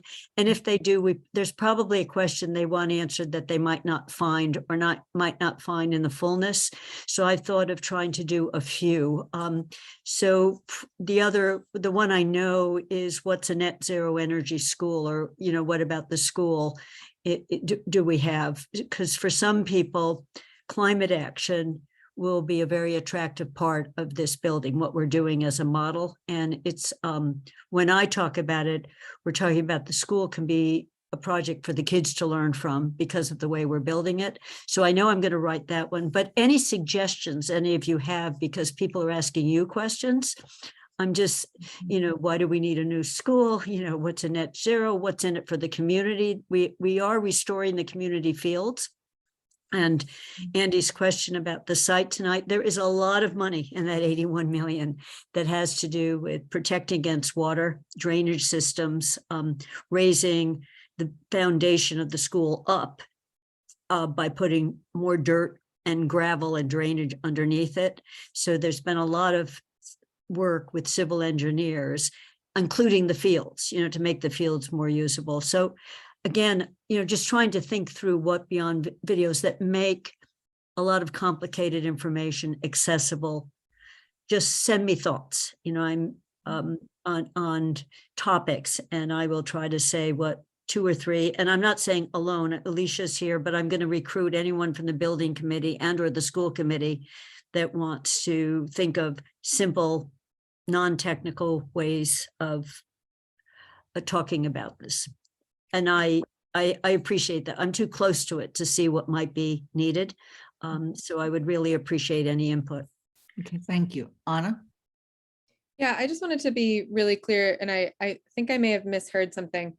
All of the things that you're talking about in terms of us advocating for or against different ballot questions are very much about the use of public resources. And the memo is very clear that on our own personal time and dime, we are allowed to do what we would like to support these or not support these. And so we can go knock on doors, we can send out from our private emails, we can donate if we choose to from our private bank accounts to these causes. I just wanted to make that really clear. And it's not unethical for us. I mean, even the last page, it says serve on a ballot question committee. I mean, right, like that's pretty much the furthest you could go to supporting a measure. So I want to make this really clear that it would not be a misuse nor a violation of campaign finance law for us to be supporting or not supporting a different ballot. Doesn't need to be this one. I'm just speaking generally, this ballot measure, as long as it is on our own personal time and dime. And we have a lot of personal time since this is not, well, relatively speaking, since this is not a full-time job, supposedly. Thank you, Anna. And that is a total and complete clarification. Michelle. Thank you. I have a comment and a question. The comment is I wanted to share my appreciation for 3 community members, Tony Cunningham, Maria Kopecki, and Rudy Perkins, for securing a recommendation from the CPA for $700,000 for the recreational fields. And I wanted to ask if it would make any sense for us to consider pulling that particular recommendation out to vote it sooner. I don't know the details in terms of when we would vote the whole slate of recommendations, but just looking at the chart and the way that it was presented earlier, if we know that we have that money secured, it may help us as we're starting to go out to folks and try to give them some sense of the numbers. Michelle, very good question. Actually, we look at CPA recommendations. They're ready for us to look at. I'm trying to see when we would bring them forward in February. In what we've done in the most recent years is we've brought them forward and basically refer them directly to the Finance Committee, who comes back with a recommendation. And then there are certain ones from time to time that have been contingent upon something else happening. For instance, the library. So I have every reason to believe we will probably vote that CPA recommendation contingent upon the override, but we will do it well before the override. Okay, yeah. And I appreciate your thanking people for coming forward with their recommendation. They've also 3 people who've been very active in making sure this school is net zero and on target. Jennifer. Yeah, kind of echoing Michelle. I think that, I look at my district, of course, I think they're, to a person, committed to education, whether they have children in the schools or not. But since so many don't, as much as we can talk about the other community benefits in terms of the fields and, other community spaces that the new school will provide, I think that's would only be a good thing in garnering the widest possible support. Okay. Are there other comments or questions or things that you want to make sure we think about as we move forward? Kathy? So that just gave me, thank you both for that comment, because there's a lot of community benefits to this that we can put in a separate slant. I just wanted to be Anna said, when will we really know about MSBA? This report with the cost numbers is due to MSBA on March 2nd. And the actual meeting is not till the end of April, but they give us a reading on things earlier. And that's when they will look at what is being proposed. They have already, just so people know, they've already approved the spaces that Donna showed on that very first slide, the 105. That went through when we got approval to go to this phase. So it was already talked through how many classes, rooms, how much special needs space, et cetera. So what they haven't looked at, and they are just sending out the new formula with the changes they made in December. So they will go through Margaret's calculations using their formula and tell her whether she's doing it right or not. So Paul, I don't know exactly when we'll get that read, but it won't be like a surprise. They will say, no, you're well off or something else. So that's one thing on the actual costs, the town share. And the other one that was left, the similar, and thank you, Michelle, for the big call out for the people securing the CPA money. The other thing that may go from a question mark to a yes for sure if the federal government comes out with regs for these tax credits that are supposedly going to be available. If there is a reg that says a town can apply for a tax credit to offset 30% of the cost of the PV system or X% of the geothermal, we have those numbers. And it's pretty easy for me to calculate, or Sean to calculate, what that is if we know it's real. And what we've just been hesitant, with particularly what's going on in Congress, we need that bill to stay on the books all the way through the beginning, to the point we can apply. So it will be real money if those tax credits are real. So I do put those two ifs. And what I don't know is whether we'll know that before May 2nd, how quickly or slowly. So the school committee and all public are getting notice that there's new potential money for conservation and sustainability. They put, and just, it's not a credit because we don't pay taxes. It's literally a direct payment for a share of the costs. Okay. Are there any other questions or comments? Anna? Sorry, I'm just looking really quickly and I'm trying to, do we have access to those slides I'm not seeing them in the packet? They will be put in the packet. They were literally being changed up to the last minute, but they will definitely be in the packet. That would be great. Thank you. And thank you, Kathy, for clarifying with your answer. Okay. All right. I'm going to now go on to the action items. 8A was pulled off the consent agenda, and I'm looking for a motion other than the one that is on the sheet. And Mandy Jo, please go ahead. So I'd actually request that we postpone this because Athena has said that she wants to get a different order from Eversource since they like the orders. My motion was going to be that they be allowed, or what I would hope the order is consistent with, is that they be allowed to install the one pole 147/14M that's on the same side of the street as all the poles.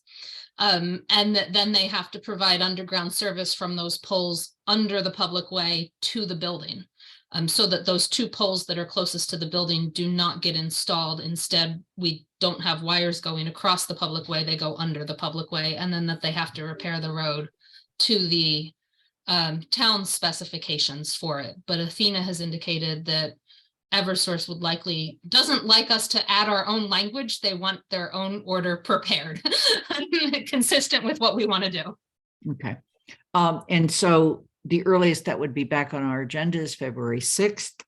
Are there any other comments from counselors before we send Eversource back to the drawing board for that new order? Shalini? Could someone clarify, when they said that the cost would be sent to the client? So if you're thinking about the underground and redoing the road and all of that, who is the client in this case? The client is that large development on Southeast Street, the new apartment buildings there. That's right on the adjacent to the bank, basically. Right. Thank you. Okay. Anna? Yeah, I wanted to add just in support of that, putting them underground. The more as we look at, all right, I'm gonna try to stay off my soapbox, but the more that we look at our climate changing, the more we really need to be pushing for our utilities to be underground. The more that they're above ground, the more they're going to get hit by limbs falling in storms, the more that extreme weather is going to impact them. So I think that this is a cost that goes on to the builders in this case, but as we think about longevity, this is important to really start focusing on doing. Okay. Are there any other comments on this particular issue? Okay, seeing none, then we're going to go on to the proposed special act on residential property transfer fees. And Mandy Jo Haneke and Anna Delvin Gauthier have been the two counselors who have sponsored this. And let me just say that I did share with you earlier an email in response to one person. This is really a two-part process. It's more than two parts, but it's two main parts. One is we need to file a special act that allows us to get to the table so that we can participate in a statewide discussion.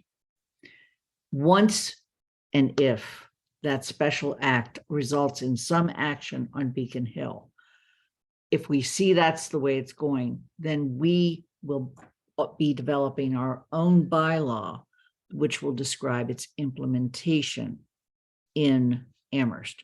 With that, I'm going to turn it over. So our vote tonight is to approve the proposed special act set forth below, an act establishing a real estate transfer fee upon the transfer of property to the city known as the town of Amherst, and to petition the general court for special legislation, provided, however, that the general court may make clerical and editorial changes of form only to the bill unless the town council approves amendments to the bill before enactment by the general court. I'm going to seek a second and then the introduction and discussion. Second, Delvin Gauthier. Great. Mandy Jo and Anna? Mandy, do you want to start off or do you want me to?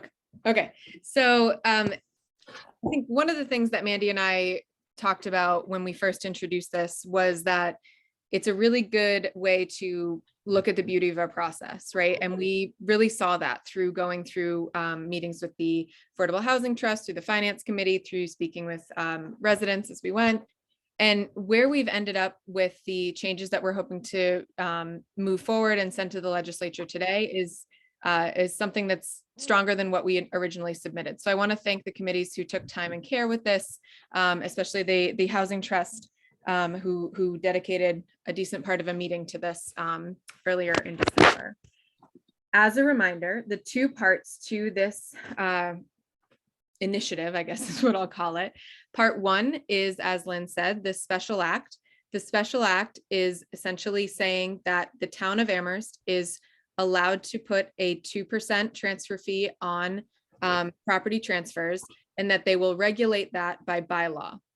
The bylaw is going to be a whole other, we are going to test the beauty of that process. I know when we get to the point, hopefully we get to the point of writing the bylaw. The bylaw is when we will decide all of the really specific elements about this, right? So right now we are saying, please let us approve the special act to get us to the point where we can write the bylaw. So that's the two-parter here. I know a lot of folks have had specific questions about exemptions, about numbers and about percentages going to different places. Those specifics would all be determined by bylaw. That was the way that we wrote this, to make sure that we're allowing our town to make the decisions that are right for our town, not saying that we are going to write something in this home rule, which is really locked in by the state and really can't change them once they're there. We're not saying that we want to be totally locked in. We want to be able to study this over time. We want to be able to make sure that we're adjusting for the market and things that may shift. So I want to just make that distinction very clear about what we are voting on today versus what we still have to create. And what we had included was a sample bylaw, just to give you an idea of what these might look like. We are not, that is to be written, right? I know that may have caused some confusion. So that's sort of the intro. And I hope that you will support us in sending this to the legislature today and voting this. Couple major shifts that we made. We had added the Affordable Housing Trust to be one of the groups that the remaining funds are divided between. As a reminder, it's not necessarily an even split. That split is determined by the bylaw, but it picks from the general, it divides between the general fund, the Affordable Housing Trust, and the Capital Stabilization Fund after the first initial amount goes to the trust itself. Mandy, anything to add? I just want to thank Anna for spearheading this and talking to me and letting me join her in this. This was really her idea. And so I think she deserves the credit for getting us this far. I mean, holding up a mirror here, because what I showed Mandy was a real big messy document. And I said, I think I'm trying to figure this out. And Mandy went through and helped me actually craft that language. So right back, this has been a whole labor and I've learned a lot. Okay. Lynn. So now we're going to move to questions from the council. Kathy? Thank you. This was reviewed in the Finance Committee, and we moved it forward positively. I just have one question, actually not so much on the wording, but on the way you just worded it, Anna. If whatever revenues come in from this, we've kept the legislation general to leave us a lot of flexibility. But we've talked about a first 250 goes here, and then the rest can go to one of three places, is the way I read, and or. But but that's left to either a bylaw specification or council votes. Am I correct? I mean, so we haven't said the rest gets divided 1/3, 1/3, 1/3. Correct. We've left it open that this much of it goes here, and then we look at the remainder, and that would be in the wording of the bylaw, yes or no? Oh, Mandy, sorry, go ahead. Mandy, Jo? Yes, so it would be determined by the bylaw. So that means either the bylaw would specifically set forth the distribution in those percentages, or I know there was some conversation at Finance Committee that it would be rather that some Finance Committee members might prefer it being distributed as part of or indicated as part of the comprehensive operating and comprehensive yearly budget. And so a bylaw could actually say either this percent to here, this percent to here, and this percent to here, or it could say something like to these three specifically indicated in every operating budget or something like that, or set forth in that. I'm not sure what the language would look like, but the bylaw would have to say either the percentage or where you're going to find how it's distributed. So I think you've answered that. This is not specific now, but it can and will be made specific later. So to the extent those of us who are then reviewing the bylaw are saying, actually, I would want more of it to the general fund, or more of it to the state, or more to the housing trust. It's not written in stone right now. That's Okay. correct. Andy, I apologize for not calling on you for the Finance Committee report. Let's do that. And then you also have your hand up. Yeah, well, that's part of it. The Finance Committee report was provided in writing, and so I don't really feel that there's a need to go through in detail what's already been presented in writing, but certainly available for any questions about what was discussed in Finance Committee and how we came out to where we did. Regarding the item that Kathy was raising and that there's been some discussion on already, I think that what we recognized is that a lot of communities are looking at this from the eastern part of the state is dealing with the affordable housing question only. Some of those communities may not have the high percentage of affordable housing already. We are well above the minimum required by state statute and have made tremendous progress and made tremendous investments. And I think we still remain committed to making investments. But what we also know is that we are unique for all of the reasons that we discussed in our budget guidelines for the town manager, and that recognizing that there are a lot of goals that councils have, this and past councils and future councils, and that revenue is always the barrier, and that we wanted to make sure that this would also be considered a revenue source for other needs that might be identified in future budget processes if we're successful in getting the bylaw and make the decision, getting the statute, and then getting the permission to go forward with the bylaw. And the question then came up of how best to do that. And I think that our conclusion in the Finance Committee, which has been alluded to, is that the best result is to leave it to future councils to make that decision, because there may be a very high need for an affordable housing project in a particular year, and that should be considered. There may be other needs, and that's not something that can be prejudged. So when it came down to the language as determined by bylaw, that was with the hope that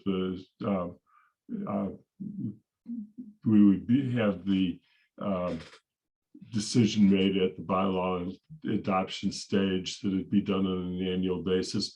But that's a decision, for, as many other things are, for the future. And the last thing I just wanted to say is we as counselors have received some emails early in the process when this was first proposed, raising a series of questions which we discussed.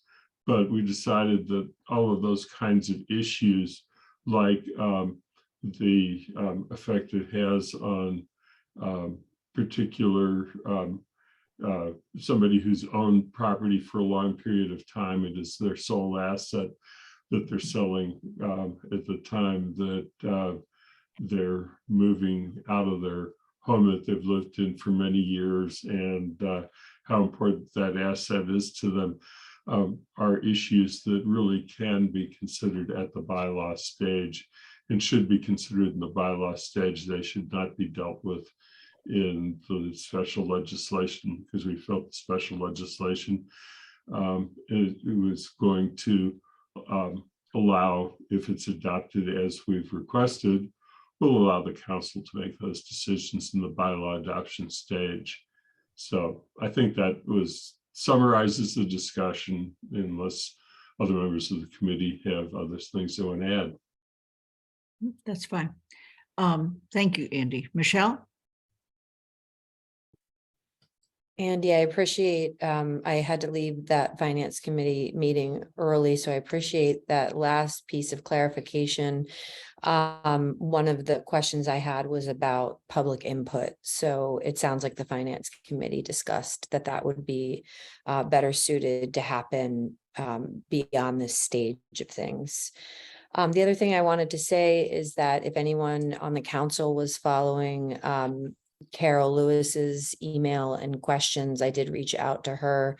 And as the chair of the Affordable Housing Trust, she was very comfortable with the way that the motion has been written. So I just wanted to share that with other colleagues. And then the final thing I have here is, does the special act as it's currently written preclude the remaining money beyond the 250,000 to be part of just a line item on the budget? Like, I guess I'm trying to figure out, we talked about this a little bit in Finance Committee. It seems like if it's a bylaw, then it's sort of under the purview of the town council. Whereas if it's just part of like financial guidelines, and it would be the town manager's purview to kind of figure out where the money would be best utilized in a given year. And also, do we actually review bylaws on an annual basis? So I'm just trying to understand sort of that. I love the way that this is structured, but just trying to understand, looking at a bylaw versus, having it be something that is part of the financial guideline process, so that it is every year looked at or based on particular circumstances in a year. That's it. Anna, go ahead, although Michelle's questions are kind of in line with my own comments. I'm gonna take my best shot at it. So, and Michelle, let me know if I miss anything. In terms of the line, let me take the easy one first. I think that we could write into the bylaw something about reviewing it regularly. If that's something that the council wanted. I'm not positive, but I don't see why we couldn't say this bylaw shall be, or these fees shall be reviewed annually, not fees, these percentages shall be reviewed annually. I don't see why that's not doable. I think that's reasonable to do.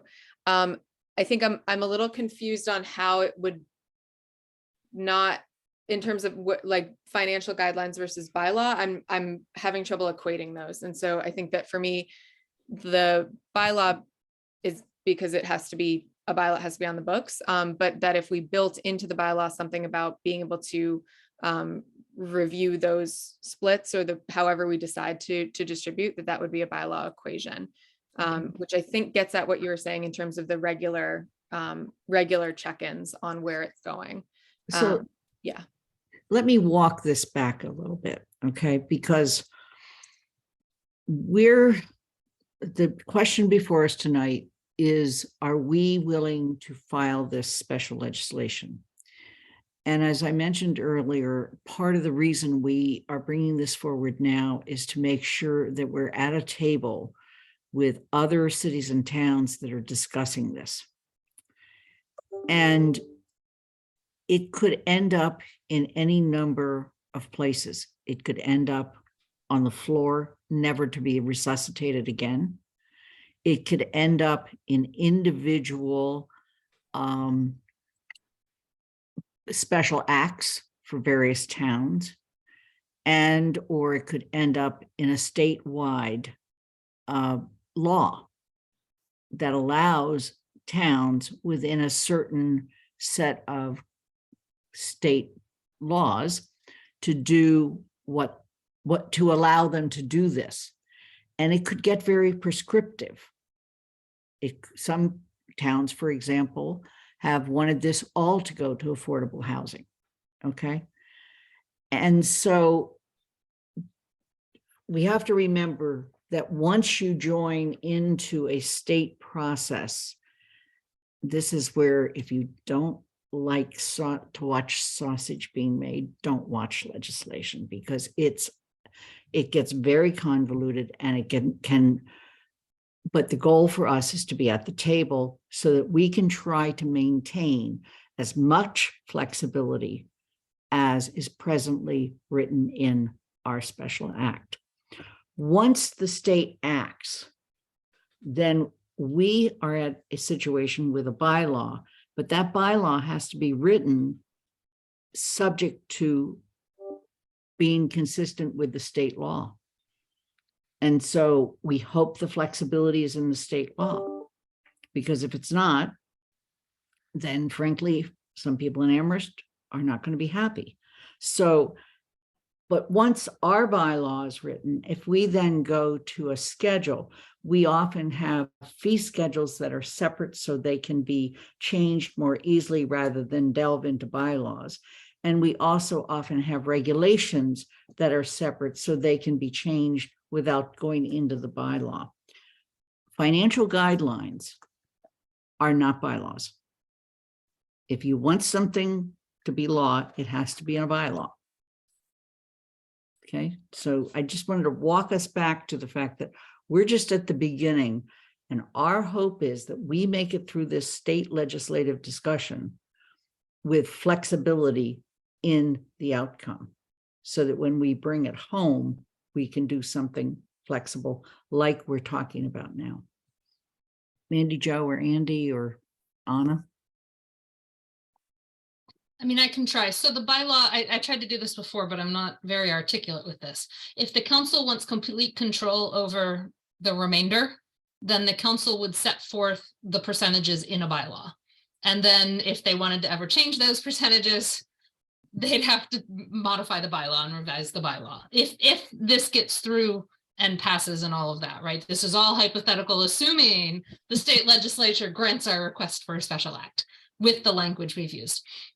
If the council wants to give that discretion for the split to the town manager, it could write a bylaw that sort of says, with line items to be for these three things, you know, allocating the funds received from this fee in the budget, separate line items, something like that. And then the manager would have the say, and the council could reduce one of those lines, but couldn't increase one of those lines. So I think it would depend on whether the council wants complete control or wants to cede that control to the manager. And if it does that, then it could use the financial guidelines to attempt to exert some control outside of a bylaw. Thank you. Andy? Yes, so I guess what I'm going to do is kind of combine Lynn's and Mandy's comments and just add a little bit to them, because I agree with all that has been said so far. We have to be very careful to remember that the budget process is set by state law and our charter, and we can't change the budget process.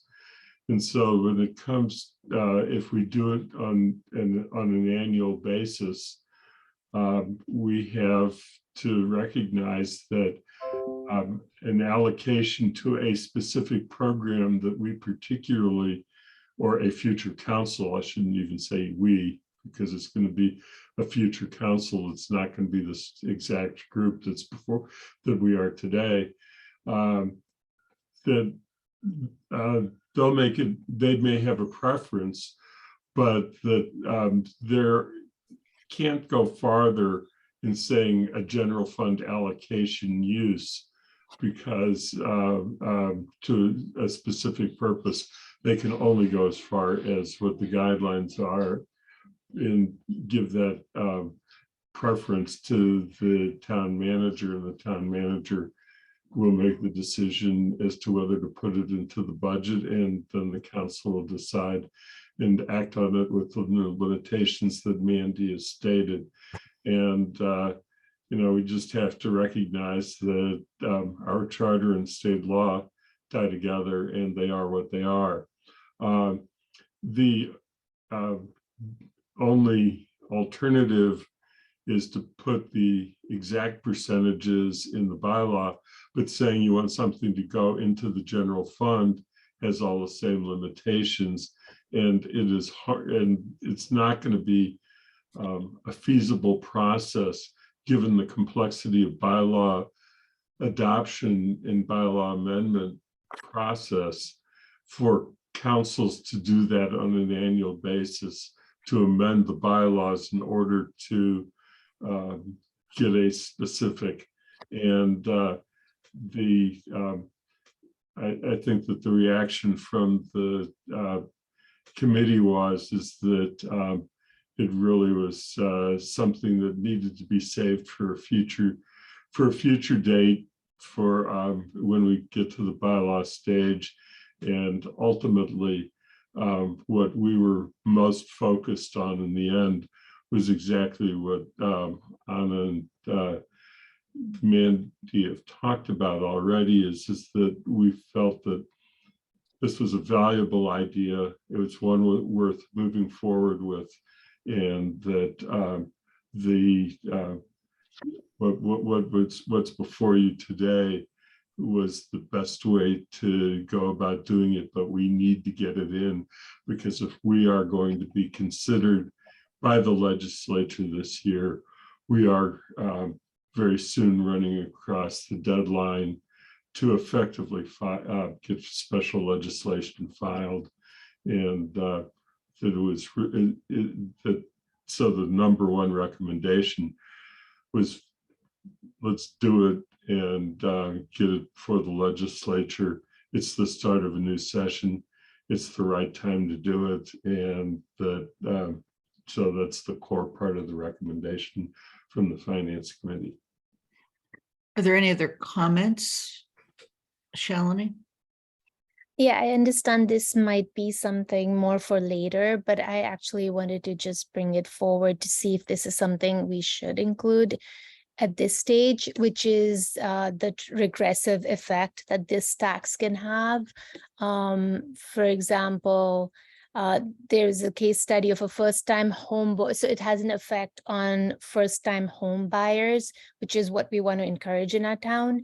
And there's a case study of first-time home buyers with $41,000 saved for upfront costs, and a 2% point increase, like a transfer tax, could cause a 16% decrease in the homes they can afford.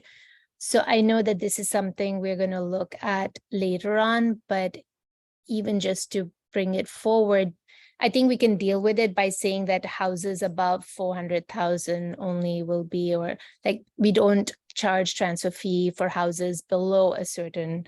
So it's a very simple fix, but I wonder if that's something we should do now itself. Mandy Jo?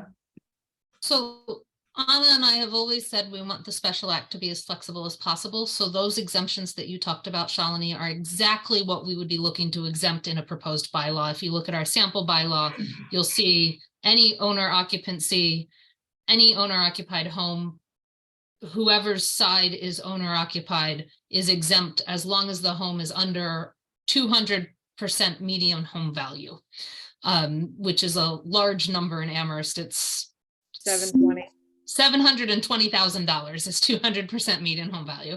And so, we don't and so that would take care of all of that. What we don't want to do is put it in the special act specifically, because it's really hard to change that. And so, if that 200% needs to be increased to 300% or potentially decreased to 150 or something for some reason we find out about, for whatever reason, and I can't think of them now, but that's what we'd be discussing in the bylaw development. If it's in the special act, we can't change it. And so that's why we're trying to push as much to the bylaw as possible. But yes, in proposing this, we have fully intended to have it not affect particularly any homes that any transfers of property, residential property that would be occupied by those who own the property and that are under, at least at this time, our intent is 200 AMI, that $720,000 number. And so I believe your concern would be addressed by those exemptions. Okay. Are there any other comments or questions? Okay, then we're going to move to a vote. The motion's been made and seconded. We're going to start with Anna Devlin Gauthier. Yes. Lynn Griesmer is an aye. Mandy Jo Hannicky. Aye. Anika Lopes. Aye. Michelle Miller. Aye. Dorothy Pam. Yes. Pam Rooney. Yes. Kathy Shane. Yes. Andy Steinberg. Yes. Jennifer Taub, Yes. Alicia Walker.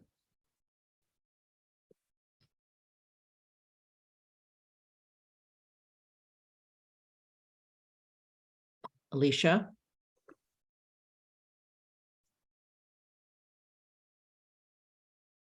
Shalini Baumil, Yes. Pat DeAngelis, Aye. okay. Alicia, are you back with us? Yes. And your vote was yes. Yes. Thank you. That's unanimous. We're going to take a break at this point, since we've been going at it for essentially 2 hours. And when we come back, we are going to take up action item E. Okay. We'll take a 10-minute break. Actually, we're going to come back at 7:50. Lynn, can I just really briefly say thank you to everyone for supporting Mandy and I and asking really great questions throughout this process. This has been an absolute journey, and so I appreciate you all. Thank you. It feels Great. great to send it off with a unanimous vote. Thank you. Thanks. Thanks to the both of you for your hard work. So make sure you turn off your sound, make sure you turn off your video, and when you return at 7:50, turn your video back on.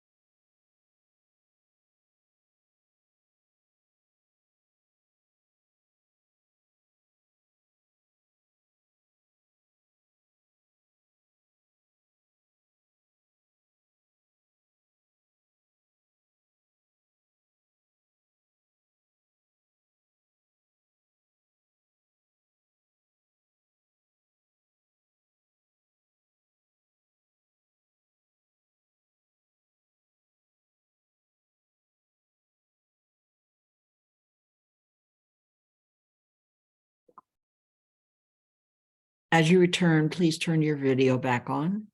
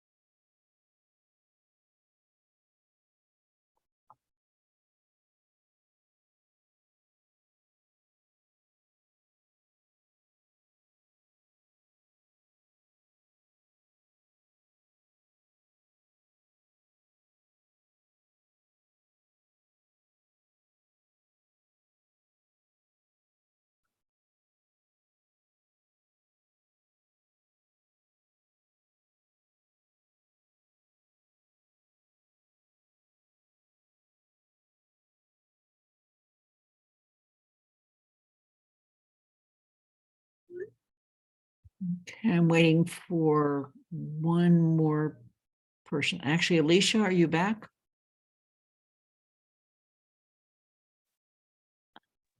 Yes, I am. Thank you. Great. We're going to continue. I'm actually going to be turning the meeting over to Anna Devlin Gothier. Before I do that, please note that Anika Lopes has had to leave the meeting. I'm recusing myself from this. I'll be put in the audience and I'll be back right after.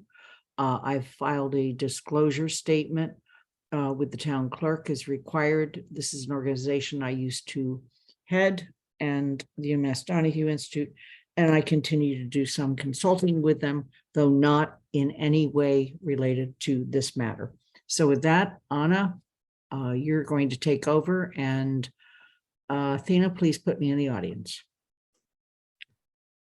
All right, thank you, Lynn. So while Lynn is moving, just to be clear, this would have been on consent, except for the fact that Lynn wanted to be able to vote on consent, and so she recused herself from this. So I'm going to make the motion and then see if there's a second, and we'll open it up if there's any discussion. Otherwise, we will go ahead and vote on this matter. Athena, I don't know if you want to put it up on the board or not. If people want to listen to me read it, I will read it with passion. In accordance with MGL Chapter 40, Section 4A, which allows for joint operation of public activities among governmental units, which requires that such intergovernmental agreements be approved by the town council and negotiated and signed by the town manager, the town council hereby authorizes the town manager to enter into an agreement with the University of Massachusetts Donahue Institute for consulting services for the town related to the evaluation of the Community Responders for Equity, Safety, and Service CRESS department. Second, Haneke. Thank you. Is there any discussion before we move to the vote? Kathy? I totally support doing this. So the question I have is the content of what they're going to do, Paul. You've been in we had a little bit of a discussion on this when we were doing the financial guidelines on, but also it's not just evaluation, but it's kind of in the broader context of the town, looking at work hours, caseloads, what's happened to calls. So my question is, I am an evaluator, or I was in a previous life.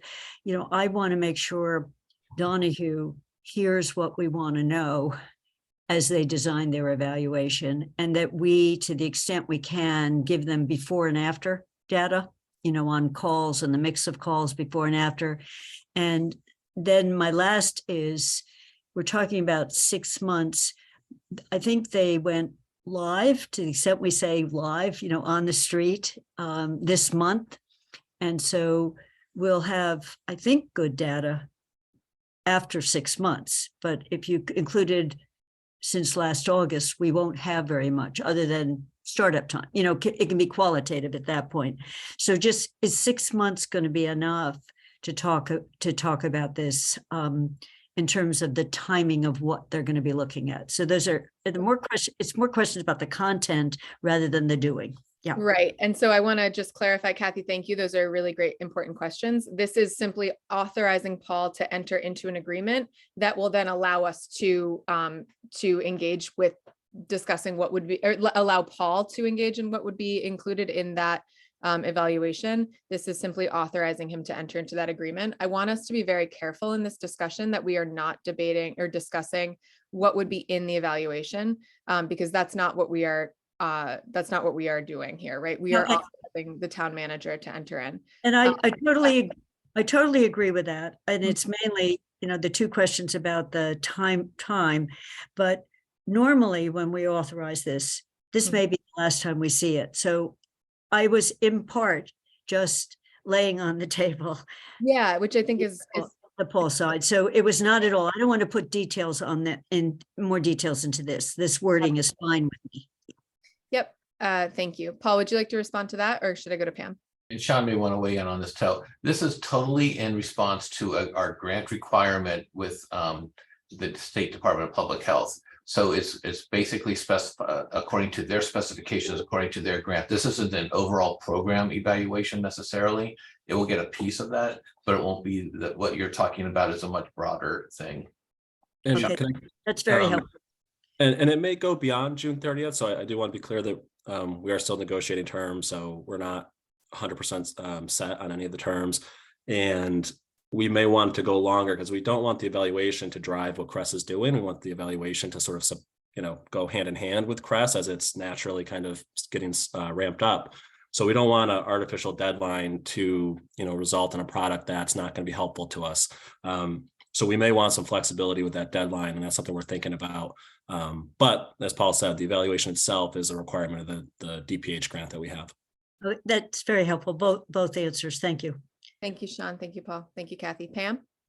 Yeah, building on Kathy's thing, is this a, do you have a fixed price in mind so that if it goes longer, we somehow owe more money to the Donahue Institute?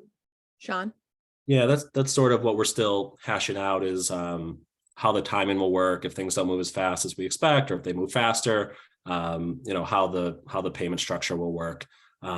We're trying to model it after a state contract for professional services, PRF 76, which has a number of firms on it, but we chose Donahue Institute because they're local and they understand state government really well.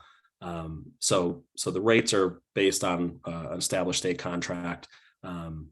But in terms of how we pay them, whether it's hourly or fixed price, that's something we're still working on. Thank you. So, but do you have a cap in mind of? Yeah, so we have an upper number, but again, we don't want to, we're being cautious around doing a fixed price, not knowing exactly how fast CRESS is going to ramp up and be at that place where we can maximize the value of the contract. So, Thank you. Pam, is that? Yep. All right, Shalini. I was curious if there's any reason why we're going with Donahue over, let's say, LEAP. Was it LEAP, which already deals with and has an expertise in these kind of programs? Sean or Paul, do you have a take on that? Nothing. There's no strong. Well, I think we think Donahue Institute has a particular skill set in analyzing data. LEAP at one point we were working with and at one for reasons beyond this, they had to go a different direction. So we haven't re-engaged them to see if they'd be interested in coming back. But we have met with representatives from Donahue Institute and gone through in depth sort of what we're looking for. A lot of what Kathy was talking about in terms of the quantitative type information that we're hoping to gather. And it seems like they have a really good understanding. So at this point, we're moving forward. Or we're proposing to move forward with Donahue Institute, but again, nothing's set in stone at this point. Yeah, so this is program evaluation, and so that's a particular strength for Donahue Institute, and that's and it's also allows us to do this as an intergovernmental agreement as well. And the fact that they are local as well. Thank you. Alicia? Thank you, Anna. So I honestly have the same question as Shalini. And just to further expand on that, were any other institutes vetted for this? And I had the same question about LEAP, just because this is a very specific program that we're looking at data in regards to, and we know that there aren't many, if any, programs that exist that are exactly like CRESS. And since LEAP has worked with this specific set of data and skill sets, why their agency wouldn't at least be considered or vetted, or why wouldn't we have been in conversation with them when choosing? And also, again, just if any other institutions have been thought of or vetted for this before making that ultimate decision. So again, we could certainly reach back out to them. They stepped away at a earlier point in the implementation of CRESS, voluntarily stepped away. It wasn't a choice from the town. So something we could reach back out to. There is a little bit of a time sensitivity here because of the grant ending on June 30th. We hope that the grant will be rolled over, where the timing doesn't matter as much, but as of right now, it hasn't been. So that's still a consideration. Again, this is, up for discussion. LEAP played a role in sort of the creation of the CRESS program. You may want somebody who wasn't involved in the creation of the program to support the evaluation of the program. And a lot of what the work will be at this early stage is not even necessarily the evaluation. It will be working with the CRESS department to build the systems that will gather all the data that we can evaluate in the future. We're making those decisions now in terms of what types of software we'll have. And as we get that software and we build it out, we're looking for that expertise as to what types of data to gather. Thank you. Thank you, Sean. Sorry, is it okay if I just follow up? Yeah, I was just going to ask if you had any other questions. Yes, thank you. Thank you, Sean. And this is not to invalidate anything from the Donahue Institute, but I do think that LEAP would be just as qualified to do a job, and they weren't as involved in the implementation stage because they didn't attend any of the implementation meetings. They only gave feedback to the CSWG in terms of recommendations, and I don't even think they're aware as to how we have ultimately decided to set up our own program. And I know they stepped away but I think that was because our contract with them had ended. I don't think we contracted them to continue the implementation process. We just simply looked at them for the recommendations and the vetting through the CSWG, and that contract ended when the CSWG ended. And I think we had them come and speak with the implementation team one time. And so again, I just still think that there could have been more investigation gone into where or who would be doing this evaluation, and somebody who is more specific to this kind of work. Yeah, I mean, I think our choice would be to use UMass Donahue Institute for this particular thing. I appreciate the work that LEAP does. I think they do really good work, and we would re-engage them in another phase in a heartbeat. But this is, when you do program evaluation, that seems to be a particular strength of the UMass Donahue Institute, as opposed to program development, which is what I think LEAP was really good at. So the recommendation is to get approval from the council to go with the UMass Donahue Institute.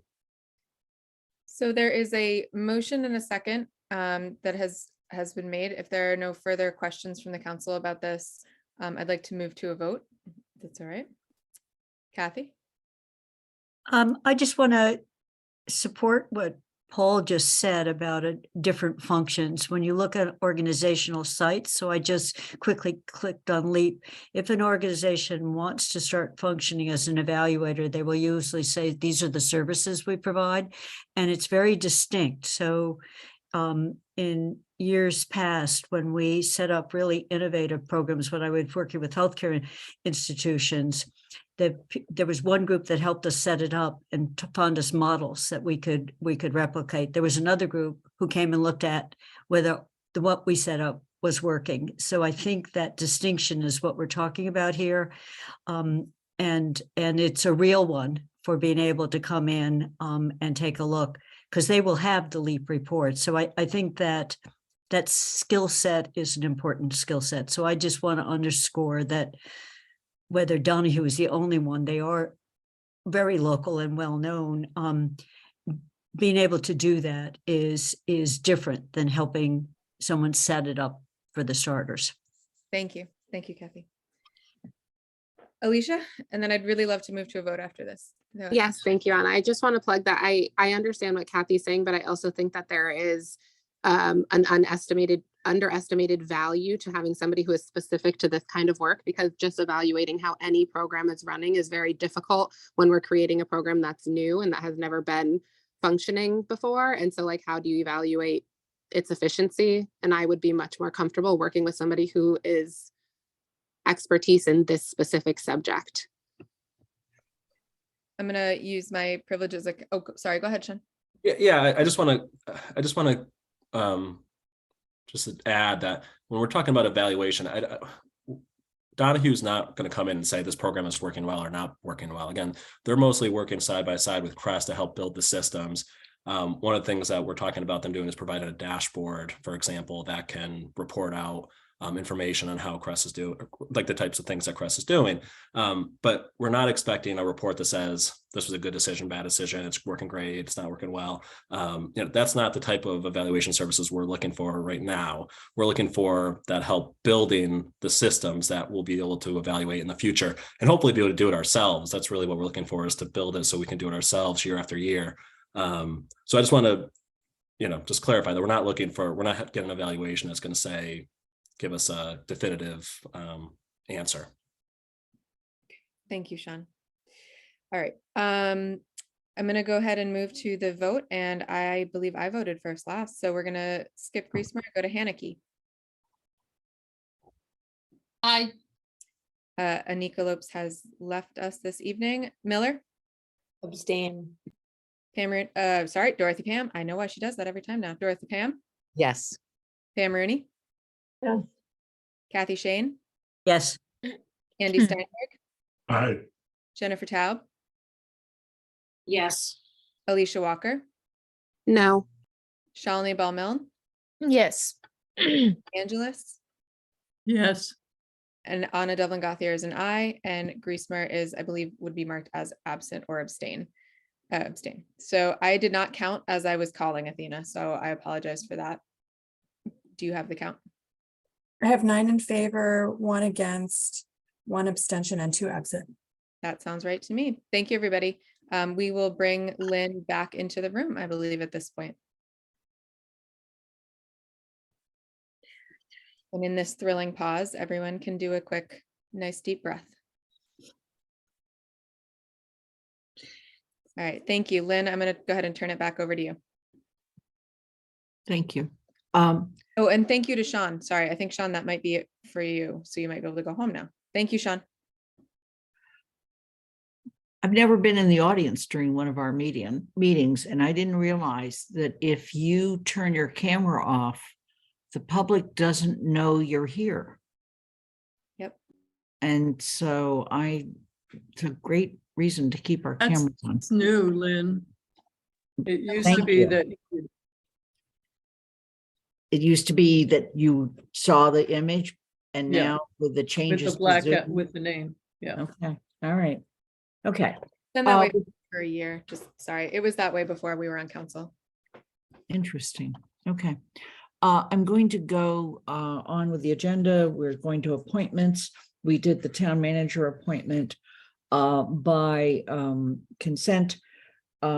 Last time we met, we talked about the non-voting liaison appointments and which committees we thought would be ones that we would like to see liaisons in. GOL was going to meet, but wasn't able to because of posting of the meeting.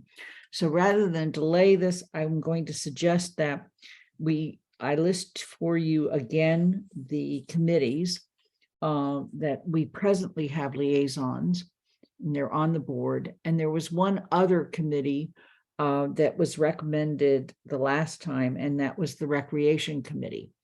And so I'm going to ask whether there are any other committees at this point, reminding people that, if we put a committee up here, then we need to get somebody to volunteer. So I'm looking for any comments on the list, including Recreation Committee. Jennifer. Were you also looking for us to indicate if we couldn't continue? I mean, We're going to get there in just a get moment. there. Okay, so I'll hold. I just want comments on the list of committees. And then we'll go to people who are presently or would like to be. Pat?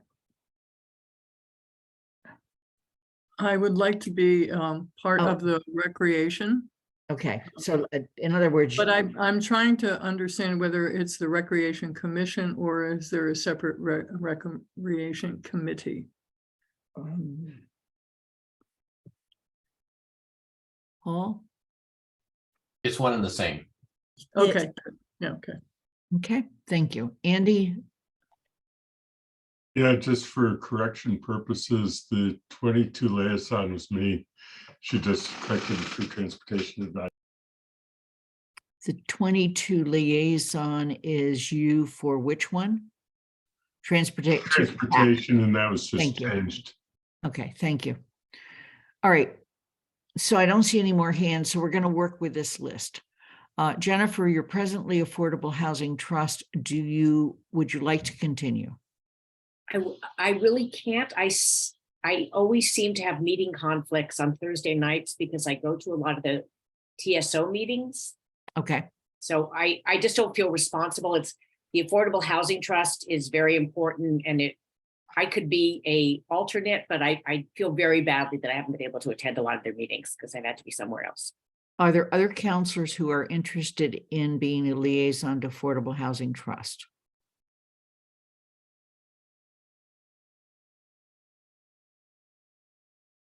Mandy Jo? So I'm not interested in being liaison. I just wanted to remind counselors that a liaison doesn't require attendance at any meetings of the committee that you're a liaison for per our rules. Our rules just, it might encourage them, but you're not required to attend those meetings. You're basically in contact regularly with the chair and get minutes and all sent to you and stuff and talk to them about what needs done, but there's no requirement to attend the meetings in case it's not remembered that of our part of our rules. Thank you. Jennifer, did you have any further comment? Yeah, I actually didn't realize that. I mean, I thought I really had to be at all the meetings. They do only meet once a month, and that's the problem. If I have to be at a TSO meeting, and it's always been a council event, like last Thursday when we were going to MMA, if you miss that one meeting, you've missed the whole month. So I will continue to be the liaison unless somebody else would like to. I would certainly want the Affordable Housing Trust to have a liaison. Okay. Board of Health, Michelle? I'm sorry, Angela, Patty Angeles, you had your hand up. Yeah, thank you. If I would be willing to work as an alternate with Jennifer on the Housing Trust. Okay, that'd be great. Okay. Board of Health, Michelle? I'm fine, unless somebody else is interested in doing this. I'm okay with it. Anybody else? Moving on, Community Preservation Act, Kathy, you're basically done for the year. So I worked hard to get this liaison assigned to me, and I'm totally willing to give it up just on sheer workload. So just so people know what that means is they really start meeting at the end of the summer, early September.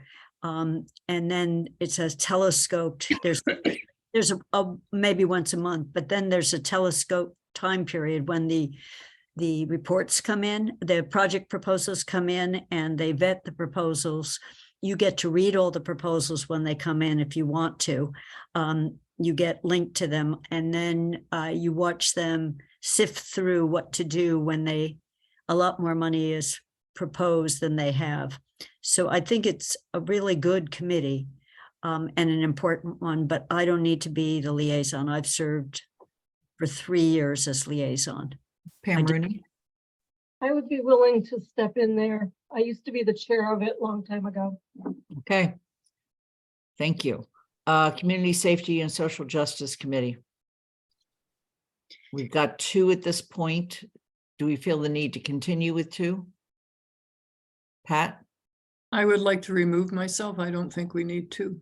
Okay, Dorothy, Pam, are you willing to continue? Yes, I am. Okay. Pat, you're on the Disability Access Advisory Committee. Are you willing to continue? Yes. Okay, thank you. Anna, Energy and Climate Action Committee. Yeah, I believe this committee really needs to continue having a liaison who's able to carry forward the things we saw it in goal setting a lot. There were a significant number of climate action goals. And at this point, I do not think I have the capacity to be the liaison that committee deserves. So if there's someone else who's interested in doing that, that would be wonderful. They have a great chair who's very able to work with folks, especially if you can't make the meetings. So highly recommend this committee. But I do not have the capacity to carry on at this point. Is there a volunteer for ECAC? Pat, you have your hand up, but I have the Oh, feeling. no, it's an accident. Okay. Any volunteers? I'm not seeing any. Anna, can you, Alicia? I have a question. Do we know how frequently they meet? Yes, they meet twice per month, typically, like first and third Wednesdays, I believe, from 4:30 to 6:30. I would be willing to be the liaison for that. Okay, Alicia, thank you. Thank you, Alicia. I can be in touch with the chair. Planning Board, Pam Rooney. I'll stay. Thank you. Okay. Recreation Committee, Pat, you've already staked your claim on that one. And Andy Steinberg on transportation. We had said that it should be somebody who's on the TSO committee because of the overlap, and I am on TSO again. So I would be willing to do it unless somebody else is really interested. Are there any other volunteers? Seeing none, then I'm going to make a motion, look for a second. I'm going to move that the each of the committees as listed will have a liaison as listed for the remainder of our term. I'll second Haneke. Okay. Are there any other questions or comments? Then we'll go ahead and vote. I think we're up to starting with Haneke. Aye. Anika Lopes is absent. Michelle Miller. Aye. Dorothy Pam. Yes. Pam Rooney. Yes. Kathy Shane. Yes. Andy Steinberg. Aye. Jennifer Taub. Yes. Alicia Walker. Yes. Shalini Palmin. Yes. Anna Devlin Gothier. Aye. I'm sorry. Pat DeAngelis. Aye. Anna Devlin Gothier. Aye. Lynn Griesmer is an aye. It's unanimous with 12 counselors voting and 1 absent. We have and now we have actually any committee reports from CRC, Mandy Jo. We're still plugging along with rental registration. We've added and the referral regarding public nuisance. We haven't set a time frame for the hearing for the referral that happened last meeting. I'm looking at the first March meeting for that, and we'll have elections for chair this coming Thursday, chair and vice chair. I will be there to open your meeting and run your election. Elementary School Building Committee, Kathy, I think we've kind of done your thing. Okay. Yeah, I think so. The only thing I want to say is if people want to look at the meetings this month, we had the painful task of cutting costs. And it was a pretty productive in that quick slide that went past you. We lowered it from the cost estimates. We lowered it by over $5 million in a way that doesn't hurt the durability, doesn't hurt any of the function, doesn't hurt the quality. And it was going to an all brick exterior. It was certain kinds of choices that turned out to really matter because of the way the unit prices had gone up. So it was a change in some materials. So that the committee had we had difficult choices, but more difficult was designers who had designed something they love coming back to us and taking some of the beloved things. But what the pictures you saw tonight are the changes. So we are seeing already that it doesn't visibly look different than what we were looking at before. So Terrific. Andy, Finance Committee?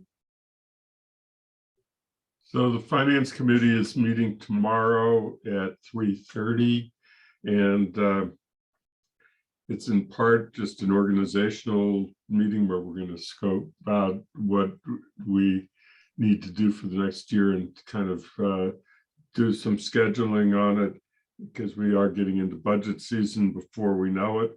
The other things that we're going to be talking about are we get budget reports quarterly as to how revenue has come in against what was in the budget, and how expenses have been going compared to what was in the budget. And of course, the budget we're talking about is for FY23, and we're going to be receiving both first and second quarter reports. And I will make sure that they get provided in the packet for the next council meeting. So anybody who's interested, but not so interested that they want to hear, be there to ask questions, you will get copies of it. And the other thing that we're going to do is at least start talking about the referral that was recently made to the committee about the surplus property disposition policy. Okay, thank you. Michelle, GOL? Not much to report. There's a proposed meeting date of February 1st. I'm not sure if that's been confirmed. I haven't heard one way or another. So I think that's the date that the next meeting is going to happen. Athena, have we confirmed that? Yes, we have. Okay, February 1st at 9 o'clock. Okay. Paul, is there anything about the Jones Building Committee we should know? You're muted. That's frowning. Meeting pretty regularly, talking about nothing in particular. Okay. TSO, Anik is not here. Who's vice chair? That was Anna? me, and I was trying to think, I know that she had talked about trying to have a meeting on Thursday, but I don't believe it's just not posted yet. So I believe Athena has the update there, and I apologize. Is Athena, go ahead. Yes, we did agree to have a meeting. Excuse me. We did agree to have a meeting on Thursday to elect the chair and vice chair, just to look at the upcoming agenda topics for TSO that will be on the upcoming agendas, but not to get into anything too deeply. And then I think approve minutes, and that was it. Okay. All right. Any liaison reports? Kathy, you had your hand up. Well, Lynn, one of the ones you're going to need to be asking about is JCPC, and I can't, as the chair until we meet, I can't report yet because we haven't found a date for the first meeting. It's a conflict with the TSO time. So Sean but that will start meeting at the beginning-ish of February, and then it will be meeting every week, and we'll be able to, Sean, I think with Anna's permission, turned off his thing, but we should by next meeting be able to tell you that schedule. And you can also know, Sean will already have figured out when are we going to be hearing from which of the departments, and to the extent any of that is of interest to people. So we will have a schedule. We just don't have a time to meet yet, so we don't have a schedule. So let me add to that. Sean indicated to me today that it looks as if that group will meet on Wednesdays from 1 to 3. And let me just check something. I want to get that right because evidently this has been a very difficult group to schedule. Hold on. The short answer is yes, it's Yeah, on it's my Thursday. calendar. It's on my calendar for, yeah, on the 9th, it's on Thursday. Is that a Wednesday? Thursday. Thursday from 1 to 3. And Anna has indicated to me that she is not able to continue to serve on that committee. And so I've sent you all an email asking if there are people who would like to serve on that committee. That has to be done as agenda item. It has to be posted on our agenda. It was not posted for this week. So I'll be collecting names and we will have that on the February 6th agenda. Pat, you have your hand up. You're muted.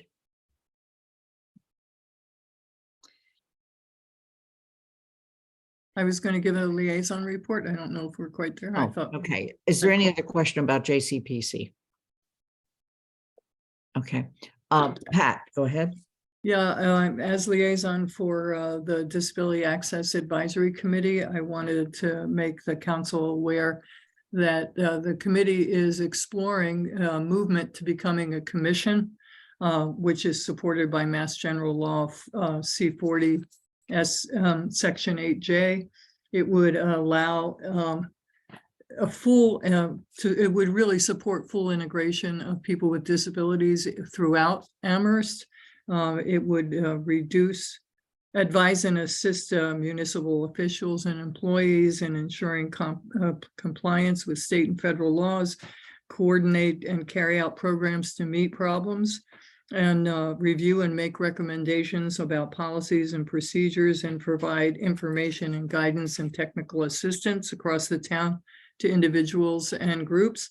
And what is part of what they're hoping to do, the reason for becoming a commission is that they would be able to have income come in that supported this work.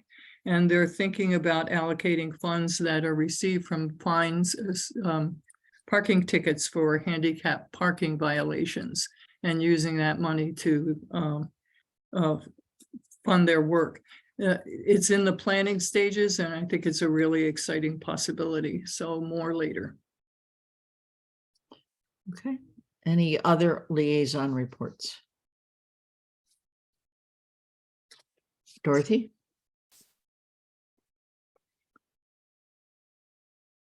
Dorothy, you're muted.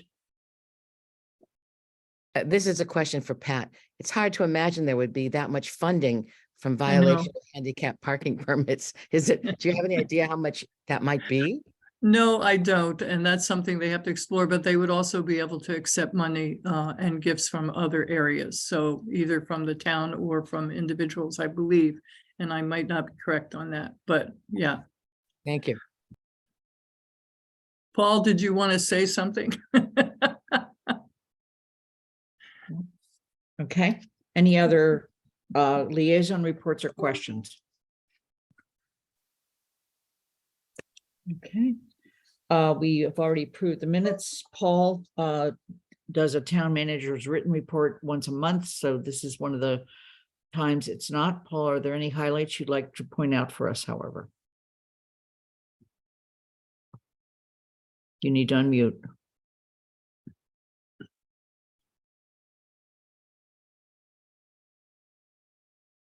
He's frozen. Well, he's not. He can't find the unmute button. I love charades.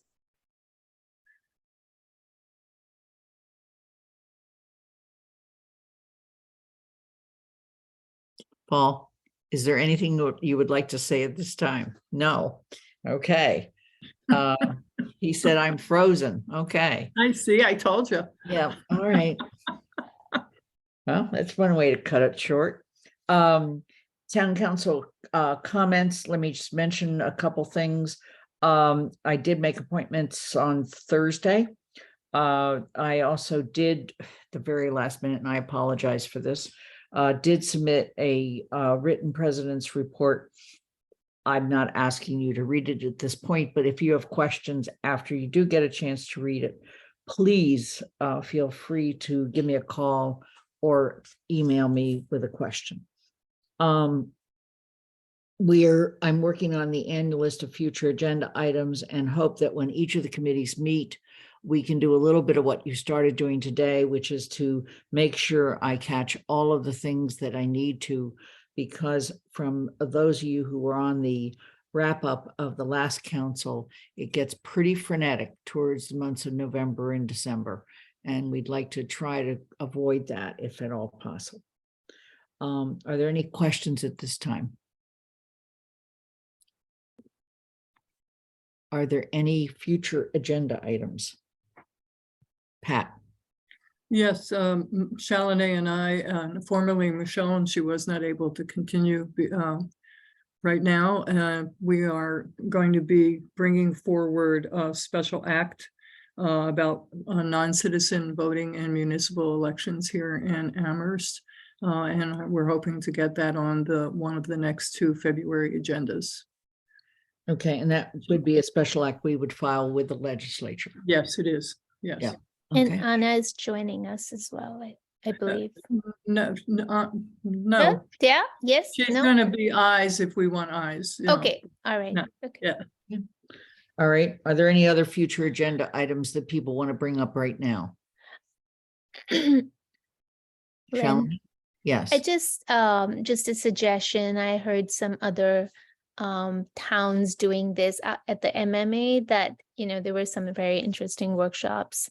If we wanted to find time for the counselors to share any insights that we learned, because some of us had very interesting conversations, so we can learn from each other, and also for people who weren't able to attend, it might be an opportunity to share any insights and resources. And we can do that as the counselor comments, which is C, part of this agenda. Andy? Future agenda items?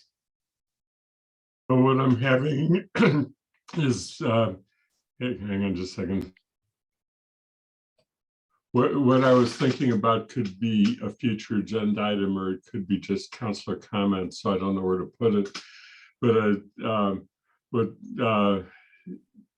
I received correspondence from our key contact in our sister city of Kanagasaki, Japan. And so at some point, I think that we have a couple of things to think about. One is that he was reminding me that this is the 30th anniversary year of our agreement to be a sister city with Kanagasaki, and whether there was anything that we would be doing appropriate to the anniversary. It could just be a resolution of some sort. But the other thing that I think that we really need to think about is what our commitment is to continuing the sister city relationship. But it is something that I think I wanted to at least bring it up today, not with anything specific, but to inform the council, in particular the newest councilors, who may not have had any opportunity whatsoever to know about or interact with Kanagasaki and the sister city, to even know that we had such a relationship. The principal activity of the sister city has been that up until the pandemic, with one exception, and that was the year after the tsunami hit the northern section of Japan where Kanagasaki is located, they have sent a group of students every year who have been hosted by our middle school students with homestays, and have spent several days attending schools and seeing our community. And that is what started the relationship and what has been the principal piece to it. So I just wanted to alert you that the continuation of the sister city is something that is going to have to be thought about, and in any event, what we want to do about acknowledging the 30th anniversary. Okay, thank you. Dorothy? Well, I think that we could acknowledge it by actually having a town council visit to our sister city in Japan. That would be somehow a great way to acknowledge it. I have no idea how to do such a thing, but that seems like an obvious thing to do. Andy, did you want to respond to that? It's an expensive budget item to be talking about, and I think that it gets into, we really need to be thinking about whether we need, why we have a sister city relationship, and whether it's something we're committed to continuing, and why, before we get into it. We have had small delegations that have gone before, and they have been largely paid for by the people who've attended. And I was probably in the last group, save one, there was one, the schools sent one person in a subsequent visit to work on the exchange program that I was describing. But I went with a group of 4 people for an anniversary event, and had my one and only ever experience of giving a speech to a large audience where I'd had to be translated in real time by somebody who's bilingual and could translate. It was so that in and of itself made it an interesting experience. Okay, Pam, is this a future agenda item? It's not, but it's just a general comment. I may be totally off base, but I have not yet seen a picture in town hall of the current town council members, and it's 1 year into our term. Just curious when a photo in the front hall might show up. I can follow up on that. Okay. Mandy Jo? A counselor comment, but I'm going to respond to Pam. The first council didn't get their photo in town hall until the second council was sworn in. Just so you know. That's why I'm laughing. My counselor comments deal with MMA. The conference was wonderful, but if you weren't able to attend, or even if you were on the MMA website for each of the individual sessions, particularly the breakout sessions and all, are the documents that were presented at those sessions that you can download. So if there's a session that, if you liked 2 sessions and you can only make 1 and you went, you can see the documents for the other ones. Or if you couldn't go at all, if any of them sound interesting, you can at least download the PowerPoint presentations that were presented during those sessions that might give you some updates and all. And then it came, Lynn mentioned this to me, and so this was a fault of all of us returning counselors that didn't tell the new counselors. There is a counselors association associated with the MMA that is abbreviated MMCA. And it has business meetings at the MMA, but it's a place where you get to meet all of the other town councilors and city councilors in Massachusetts. They do events throughout the year, but anytime it comes through your email from the MMA, it's going to be abbreviated MMCA. So you can go to them because that's your sub-association to the MMA of city and town councilors that have this form, the mayor, council, and the council manager forms of governments that are cities throughout the state. So let's move on to other counselors who want to share comments about MMA. Shalini? Just a quick question. Some of the slide decks showed locked and I wasn't able to download. So Paul, or if anyone else knows the trick to be able to unlock. Some of them I could download and some of them just, they had that lock and I could not. So if anyone cracks the code on that, just send us a group email on that. Thank you. Okay. All right. Jennifer?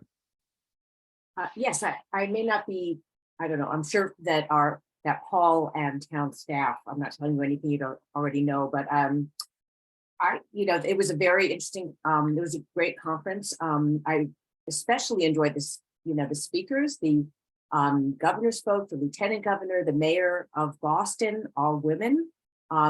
Elizabeth Warren was the only one. She was there by video because she had had surgery. Senator Markey was also there in person, as were the other elected officials I mentioned. And Senator Markey, what struck with me, I wrote it down. He said that the Inflation Reduction Act, he considers the climate action bill.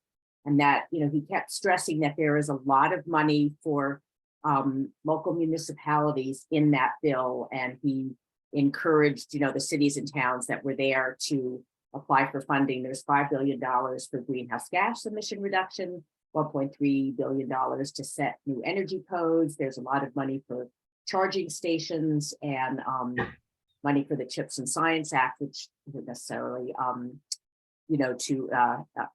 to fight climate change, but he just was, it was very inspiring, and how much funding is currently available for a lot of our priorities. And I know that our town is terrific at going after funding, but and then he did say you could use ARPA funds, as you know, for grant writers, since we seem to be short in that area.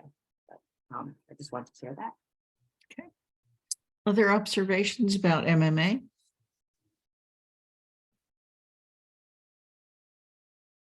Shalini? Yeah, I think there was one of the speakers was from Mass MHA, Mass Housing Affordable Homeownership, and she seemed to have a lot of information about different strategies to encourage affordable housing, and she seemed to be willing to come to our town, or at least over Zoom, to speak to us. And so, Paul, I don't know if that's something we want to follow up at some point. Okay. Other comments? It was just terrific to be back in person. It was tough because I wore a mask the whole time, but it was just really nice to see people, to be able to talk to the various vendors, to go to the sessions. At one point, I know, Anna, you wanted to get all of the slides from the finance session and make sure you translate them into Amherst numbers. So I'm you halfway got there. them, right? And they're now available. So, and Paul, I sat next to Earl at one of the final luncheons, and he suggested that you were going to ask that he make the presentation he was making at MMA to the council. Yeah, I think you and I talked about maybe scheduling a special session for the council, if you'd like a 5:30 session to talk about specific initiatives at the council. That would take it out of your meeting time, but it would be optional for councilors. And so we thought about this for CREST, for sustainability, number of things that might be of interest to the council. So happy to do that. Okay, thank you. Dorothy? I am going to be writing up something from the MMA, but I don't want to mention it. I will send it all to you when I do it. It's nice. It's nice. But we came home and found our heating was broken. So didn't have a chance to get my thoughts together on that yet. But it was very interesting. And it was also, I must say, lovely. Everyone at the hotel, connected with the hotel, was extremely polite and helpful. And it was fun being in the town of Boston. And Bob and I went to the MFA, and the minute we entered the T as a streetcar, young people leapt out of their seats and just, it was, I was just amazed, absolutely amazed. So it did remind me of Markey's statement that, Massachusetts lures the brightest young people from all around the country to come to Massachusetts and to make us such a, smart state. And I thought, wow, and they're polite too. But I will be writing something and I'll let you know about it. Thank you. Great, thank you. Any other comments? Any other comments from counselors in general?